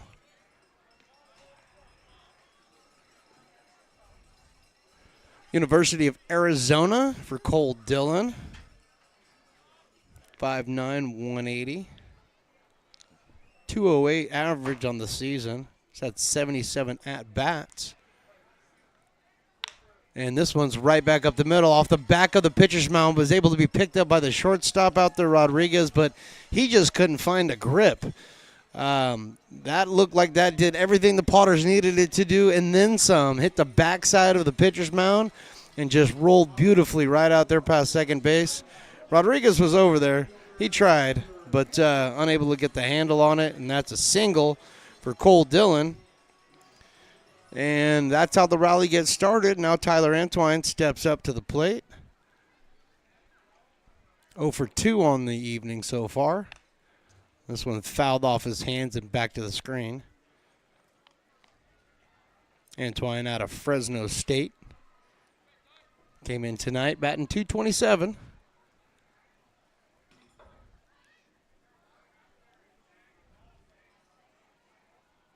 From the stretch, Trevin Crowley checks the run over at first, gives a toss over there. Williams doesn't even apply the tag because it was not even close. I believe number 33, Cole Chamberlain, is on deck. Next pitch is taken for a strike. That's no balls and 2 strikes now on Antwine. Confirmation that is Chamberlain over there on deck. I need confirmation because I can't see. I'm wearing glasses now. Nobody make fun of me. There's a balk. First balk of the evening. That allows Cole Dillon to go over to second base on the balk. Trevin Crowley came set and then moved that front foot again without making a motion towards home plate or making his motion to home plate. So there's your balk. And Tyler Antwine swings through that one, strike 3. Oh, first strikeout for Trevin Crowley on the night, and the 9th strikeout of Potters on the evening. Cole Chamberlain, the catcher, who's, he's got to be Swiss cheese at this point. He's been hit everywhere you could possibly be hit where you don't wear pads as a catcher. But he's done great work back there. He's done great work all year, and he steps to the plate right now. That it sounded close, but it wasn't. It was inside for a ball. No balls, or 1 ball and no strikes. Chamberlain walked his first at bat in the 3rd inning and struck out looking his last. That one is high and outside for a ball. Easy take. 2 balls and no strikes.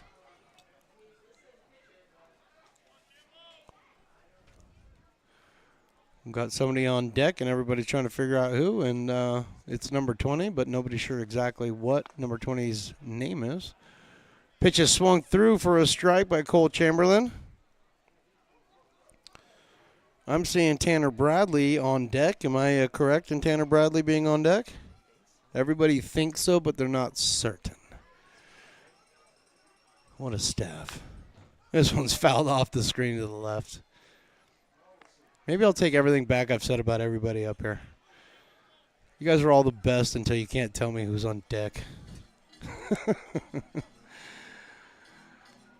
But right now, it doesn't matter. We got a 2-2 count on Cole Chamberlain. About 200 out of University of Texas at Austin. He's looking to get a hit right here. 2-2 pitch, fouled off the screen. Pretty much straight back. Means he's timing it really, really well. And you know things are kind of going downhill when they deflate the bounce house in the bottom of the 8th inning. Something's wrong here. Maybe they know what the score is. 2 balls, 2 strikes, 1 down here, bottom of the 8th. This one's fouled out of play again over to the left side. We'll clear all of the kids that are over near that bounce house that is no longer bouncy. It's now a flat house.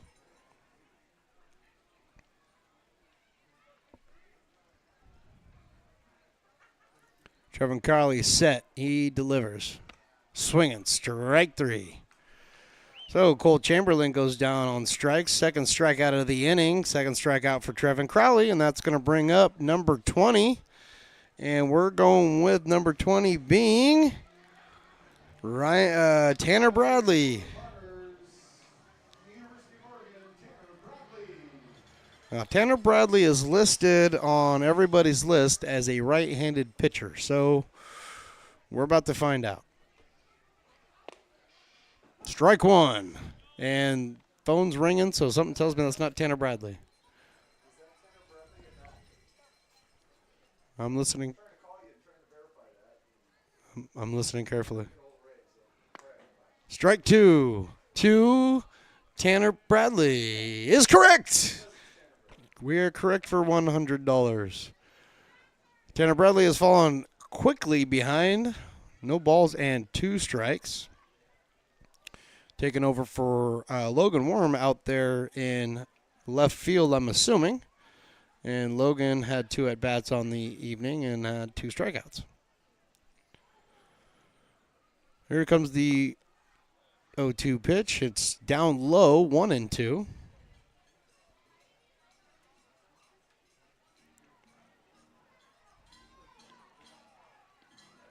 And if somehow, some way, Tanner Bradley can reach base, we'll go back up to the top of the lineup and Gargett. But unfortunately, a swing and strike 3 will not allow that to happen. And now we're going to head into the top of the 9th where the Potters still trail this one. Double digits.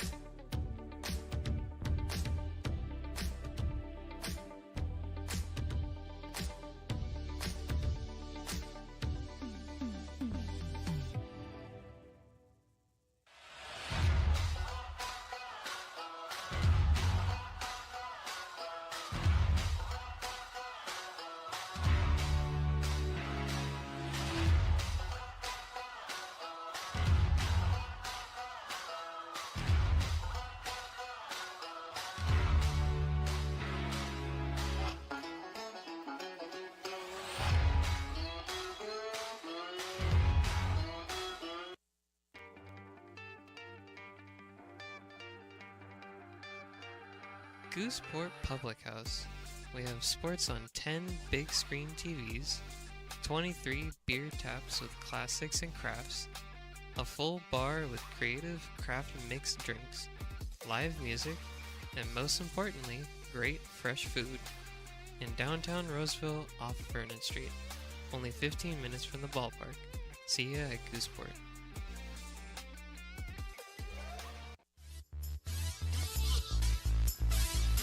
Top of the ninth here from McBean Stadium, and we got a new pitcher on the mound, Jake Morrell, out of American River College. I've got a little bit of familiarity with Jake Morrell. Can't even get that word out at this point of the broadcast. But Jake Morrell is taking the mound for the Potters out of Roseville, California. The 6'4" left-hander, 235, going into his sophomore season for the Beavers, is taking the mound in relief of Logan Bell, who went 2 innings, gave up 2 hits, no earned, no runs, 1 walk, and 3 strikeouts. Jake Morrell is now in there to face Chase Christensen, first batter. Christensen up for his 6th time tonight. He is 3 for 5 with 2 doubles and a single. Takes that one on the outside part of the plate for a strike, 1-1. Rudy Rodriguez to follow and Tyler Kersey. First 3 batters of this inning.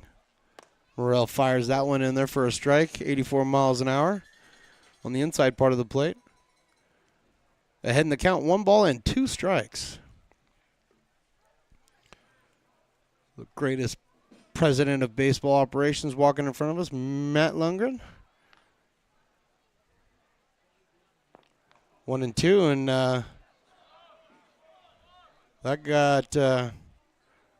got Chase Christensen, but nobody said anything. Nobody did anything.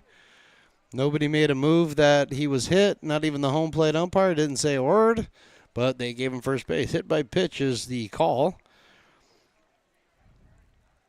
I do hope the people at home are able to see the screen pretty well and know that I'm not I'm going to make things up here. An umpire didn't signal. Wait for a signal. As the broadcaster, I take a lot of my cues from the guy who's making the calls. So I'm just saying.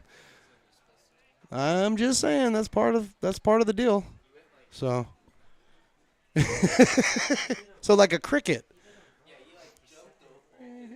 He had like a cricket swing. Yeah, that's what I thought. I didn't think it hit him though. I didn't think it hit him at all. So, but what do I know? I'm just a guy sitting up here wearing glasses. No pitches yet to Rudy Rodriguez in this at bat. Morrell trying to get on the same page with Chamberlain. Looks like they have done so. There's activity in the Tigers bullpen. I wonder if they have a closer coming in for the end of this game. Don't really need a closer. It's a lot to a little at this point. First pitch is in there, and that's a breaking ball. Swung through strike 1. Lazy 75-mile-an-hour breaking ball from the lefty. Gets Rodriguez way out in front. Jack Guffrin is warming up in the pen for the Tigers. Right-handed pitcher out of San Jose State. And again, Chamberlain goes out there and has a conversation. They're just not on the same page right now. Don't want to be crossing up your catcher, especially after a night that the catcher has had. He's blocked everything that's been thrown back there, but most of them have hit him in the non-padded areas. And he hasn't let that bother him one bit. So you don't want to cross up here late in the game. Take the time. Go get your signs straight. Now that everybody's back on the same page, Morrell's ready to deal. That one's down in the dirt. Blocked by Chamberlain. Picked up, but no throw down to second base. Wild pitch by Morrell is going to allow Christensen to get over to second base. And put the count at a 1 ball and 1 strike.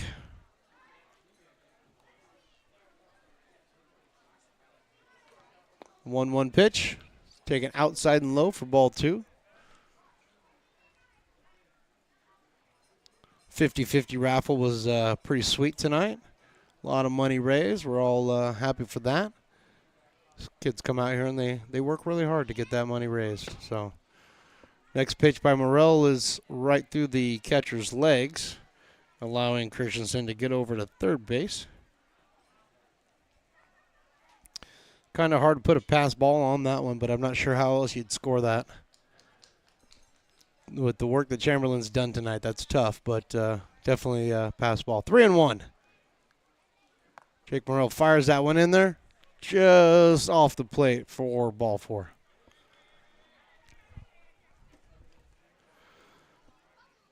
So hit by pitch and walk. Runners on first and third now. Nobody down here in the top of the 9th. That brings up Tyler Kersey, who came in for Sean McGinty, playing the position of catcher. And he breaks for the plate. That pitch was wild, but unfortunately, Morrell did not get down and cover quickly enough at home plate. Chamberlain got to the ball, flipped it, but Morrell was not there. And scoring is Chase Christensen, extending this lead out to 15-0. On the play, Rodriguez is able to slide over to second base, so now he's in scoring position with nobody out here. And Morrell's 1-0 pitch is swung through for a strike, 1-1. Christian Smith, the left fielder, on deck.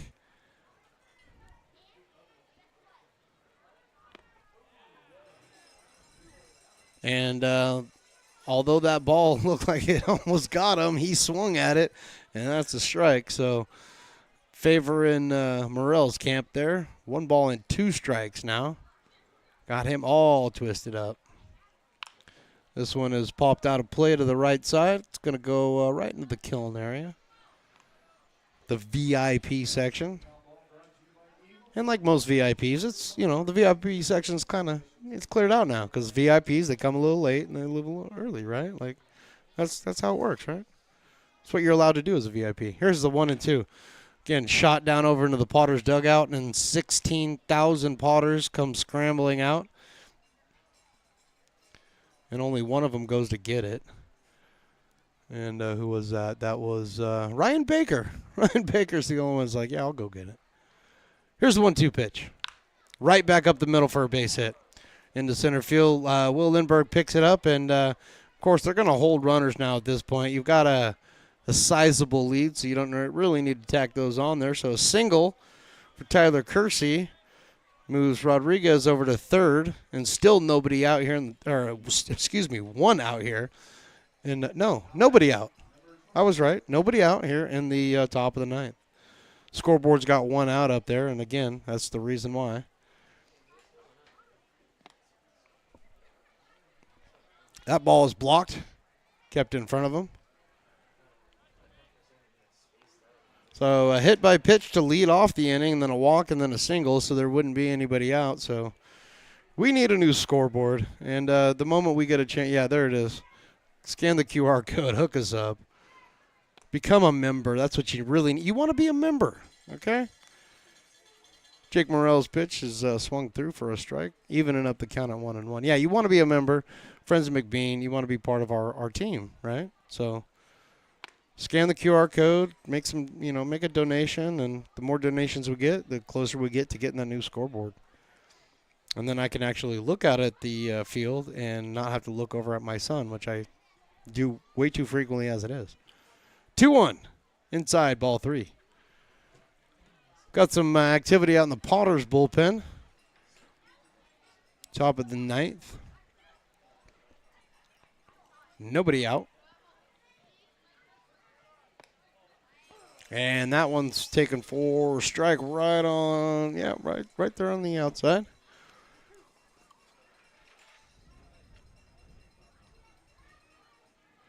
Three-two pitch. This is driven out into right field. It's pretty well hit. Sliding back on that is Antwine, and I can't see because there's a big pull in there, but I believe he caught that ball. And on the out, coming in from third base is Rudy Rodriguez to extend this out to a 16-0 lead.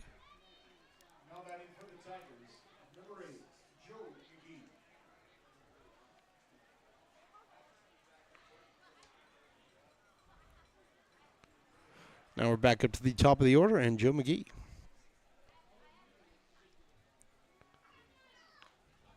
And that one hit Joe McGee right in the dead center of the middle of the back.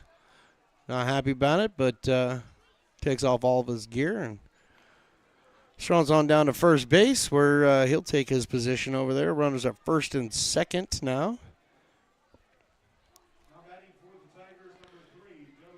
And Dylan Drake now is going to come up for his 7th at-bat tonight. He's had 2 doubles, been hit by a pitch, struck out, fly out, and a ground out. And the first pitch from Morrell is somewhere for a ball. Looked good to me. Yeah, looked good to me, but called the ball. 1 ball and no strikes. And this one is driven out into center field. This on his horse is Will Lindbergh, and he's not going to be able to get it. It's down, and it's to the fence. 1 run will score. 2 runs will score. Heading over to third base is Dylan Drake, and he's in there with a stand-up triple. That scores 2 more, and that puts this at an 18-0 lead. Sean Stafford now stepping in for his 2nd at-bat of the evening. Jake Harvey warming up out in the Potter's Pen out of UNR in Roseville, California.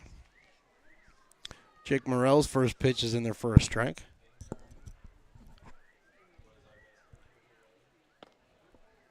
Next pitch is not there for a strike, 1-1. So Sean Stafford came in relief of Charlie Malton, who had 5 at-bats, scored a run, no hits. That ball is taken inside. 2 balls and 1 strike. And Sean Stafford's only at-bat, he reached safely on a pass ball on strike 3. He hits this one down to third base, picked up and thrown over to first base on 3 hops, and is just nowhere near first base. Not exactly sure if he maybe didn't have a good grip on it or whatever, but Marlboro just kind of short hopped that one, 6-hopped it over to first base. Not a chance. Excuse me, it's Jimenez. Yeah, sorry. I apologize. Jimenez over at third base for Marlboro. That's correct. And at any rate, he picked that up. I don't think he had a grip on it because he just triple hopped it over there to first base.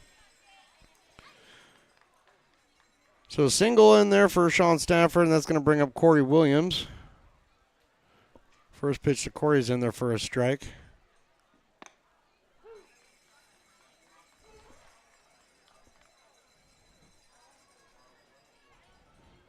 Next pitch is in there for a strike, so quickly ahead, 0-2.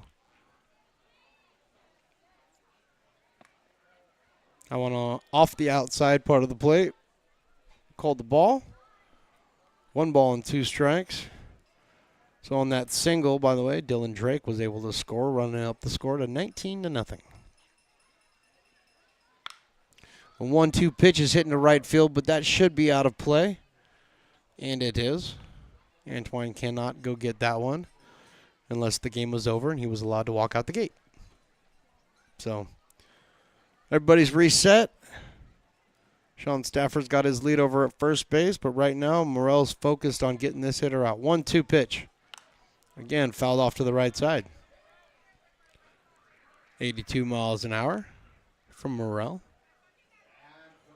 So Ballantyne, Oden, Golden, Riviello, Bell, and now Morrell. All pitching for the Potters tonight. Here's the 1-2.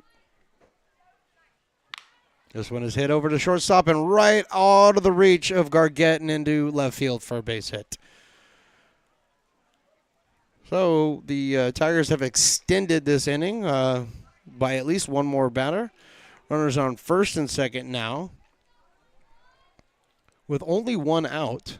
And Tyler Robertson's going to make his way out to the mound. So I do believe he's going to be making a pitching change, and we're going to step aside, and we will come back with all that information right after this, right here from McBean Stadium, where the Potters trail 19-0.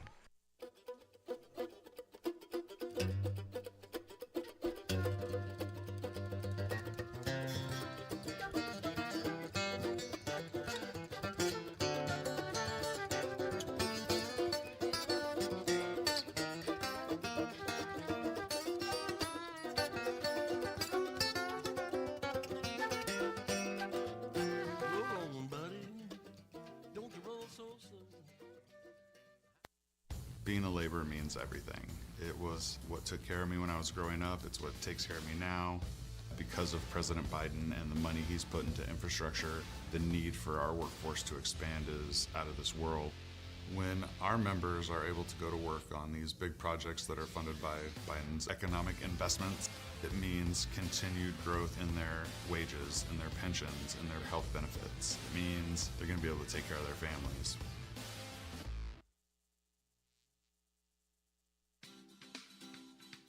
Astro Air Design Incorporated, where you feel the difference. We are a locally owned and operated heating, air conditioning, and custom sheet metal company committed to the highest quality of craftsmanship at a competitive price.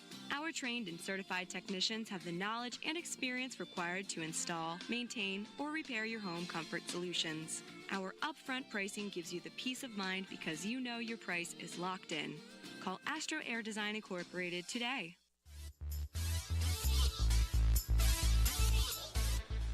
So we're back here in the top of the ninth inning, and Jake Harvey is taking the mound for the Lincoln Potters in relief of Jake Morrell, and we'll go over that line here in just a second. But Jake Harvey throws in that first pitch, 76 miles an hour, bless you.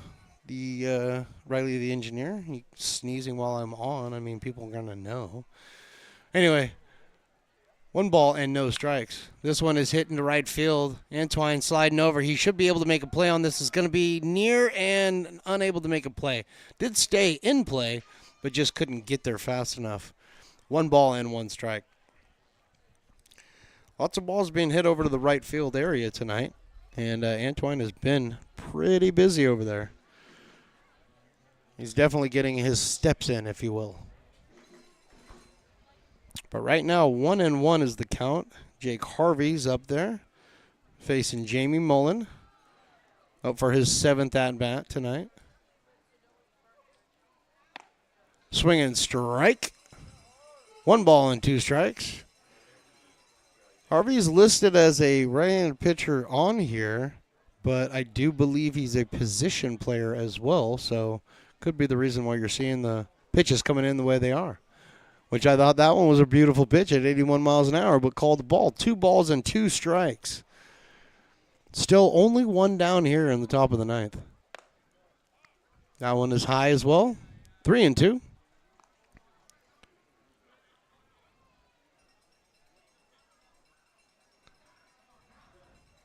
So number 28, Jake Harvey. Got a full count here. 3-2. And that's low and ball 4. So Jake Harvey comes in, walks the first batter he faces. And that loads up the bases.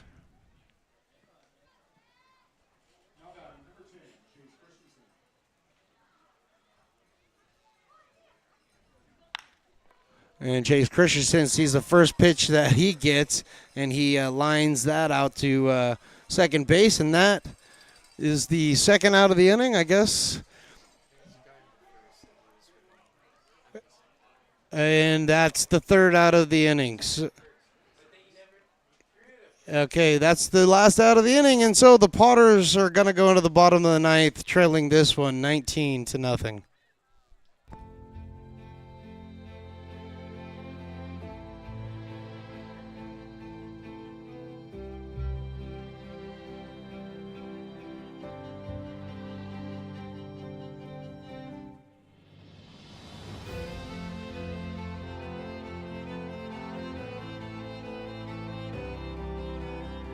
Situated on the corner of Lincoln Boulevard and 5th Street, this iconic building has been the home to several hotels over the decades, the most famous and longest running of which was the Lincoln Inn.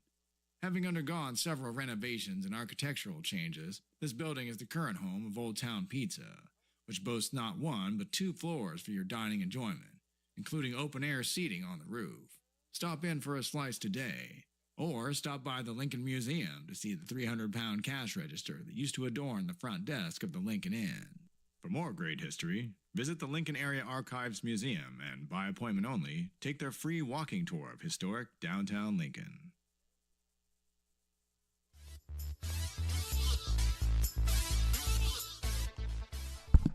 Bottom of the 9th, we are back. Sorry about that. I was not prepared to come back. Bottom of the ninth, we're back. Jack Garofan is taking the mound for the Tigers here in the bottom of the ninth inning. There's a little bit of confusion on how the top of the ninth ended there. We've compared notes up here in the booth, and we all had 2 outs. That was the second out of the inning, but yet they walked off the field and called it good. So, hey, we'll take it. I mean, obviously with the score being what it is, but that was definitely an interesting call to say the least. So we're here in the bottom of the ninth inning, and we are back to the top of the lineup, if I'm not mistaken. Gargett and Will Lindbergh and Trey Fury would be your leading, or would be your top 3, 1, 2, and 3. And right now we go with the first pitch is in there for a strike. Kais Gargett in there. I believe this is his first at-bat of the evening. It is his first at-bat of the evening. No, it is not. It's his second at-bat. And quickly in the hole, 0-2 is Kais Gargett. Just checking out over there. We got Cole Eaton on deck. Is that correct? Yes, I see Cole Eaton on deck, guys. Next pitch is ball. 1 ball and 2 strikes. So it looks like Cole Eaton will be batting for Trey Fury.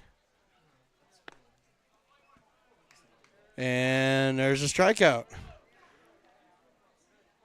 So, excuse me, I went down 1. Yeah, that's right. No, it should be Will Lindbergh coming up. That's correct. So, strikeout of Gargett, Caius, and he goes down, and that'll bring up Will Lindbergh. Apologize for that. But, yes, Will Lindbergh and then Trey Fury. And, yes, Trey is out there on deck. So, Potters are down to the last 2 outs. In a gargantuan deficit to climb out of. Not saying it can't be done, but I don't remember the last time it was done, so I don't have any historical data for you. But this one is a hit out to second base. Malton comes in, picks it up, fires over to first for the second out. So Potters are down to their final out of the evening. That's going to bring up the all-time hit leader in Potters history, Trey Fury. Set that record last year, and I believe his second, or no, it was the last at bat last year, where he set the record for Potters all-time hits. And might as well just cap it off right now with a big fly. Let's go, Trey. He's swinging like it.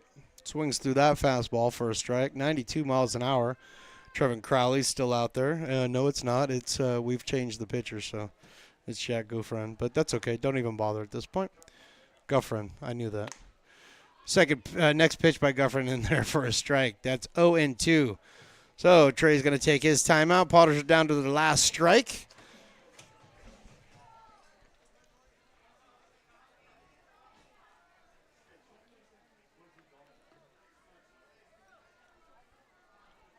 Guffrin throws high and inside. Doesn't bother Trey a bit. 1 ball and 2 strikes.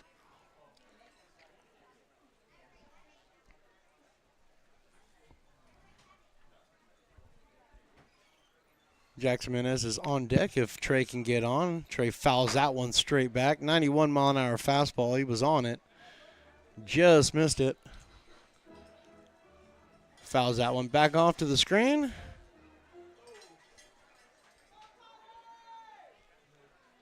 Well, here comes that 1-2 pitch. Again, fouled off to the screen. That was the breaking ball, though. Trey picked that up pretty quickly. Was able to stay back on it a little bit, but just not able to get enough of that one to put it into play. Here comes the 1-2. High, 2-2. Potters aren't going to go down without a fight, that's for sure. And Trey's going to fight every pitch that he's got. Getting this to a 2-2 count. And here's that pitch. Fouled off to the screen. Staying alive. Catcher and the umpire are both saying, hey, I need that ball because we're out. We're out down here. We got none left.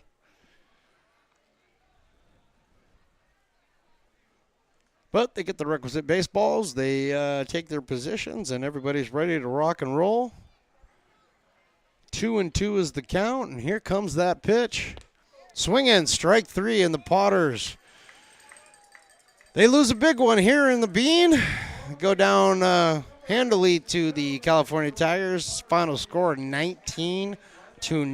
We'll do a quick little post-game right here. Obviously no player of the game tonight. If I had to, put out a player of the game, I might go out and say Ben Pernetti of the Tigers, who went out there and threw out 4 innings, scoreless baseball. But you really got to give it to the entire staff of the Tigers because they were on fire tonight. Held the Potters to essentially an anemic offense and didn't let them really get anything going. So tough game for the Potters. At least it's a non-league game, and that's a positive. But there's a few things that the Potters got to worry about. Currently, the way things are stacked up here, the Potters be eliminated from playoff contentions if these things happen. The Mudcats, they have the Mudcats, the Rogues, and the Kings have already been eliminated from playoff contention, okay? So what do the Crabs need to do? They have 2 more games against the Kings, okay? If the Crabs win out, then the Potters are going to have to sweep the Mudcats and beat the Prune Packers at least 1 game in order to get into that playoff. If that doesn't happen, then that means the Crabs will get into the playoffs and the Potters will be eliminated. So there's a lot left at stake. This game means nothing in the standings. Non-league, it's all good. So just wipe this one away. Let's get prepared for our next league game coming up pretty soon. And that's all you can really do. So chalk this one up to a lesson learned, all right? So for myself, Stones McCoy, for Engineer Riley, for Willie Preston, and for everybody up here in the booth, I want to say thank you for watching. Thank you for listening. And until next time, Potter up.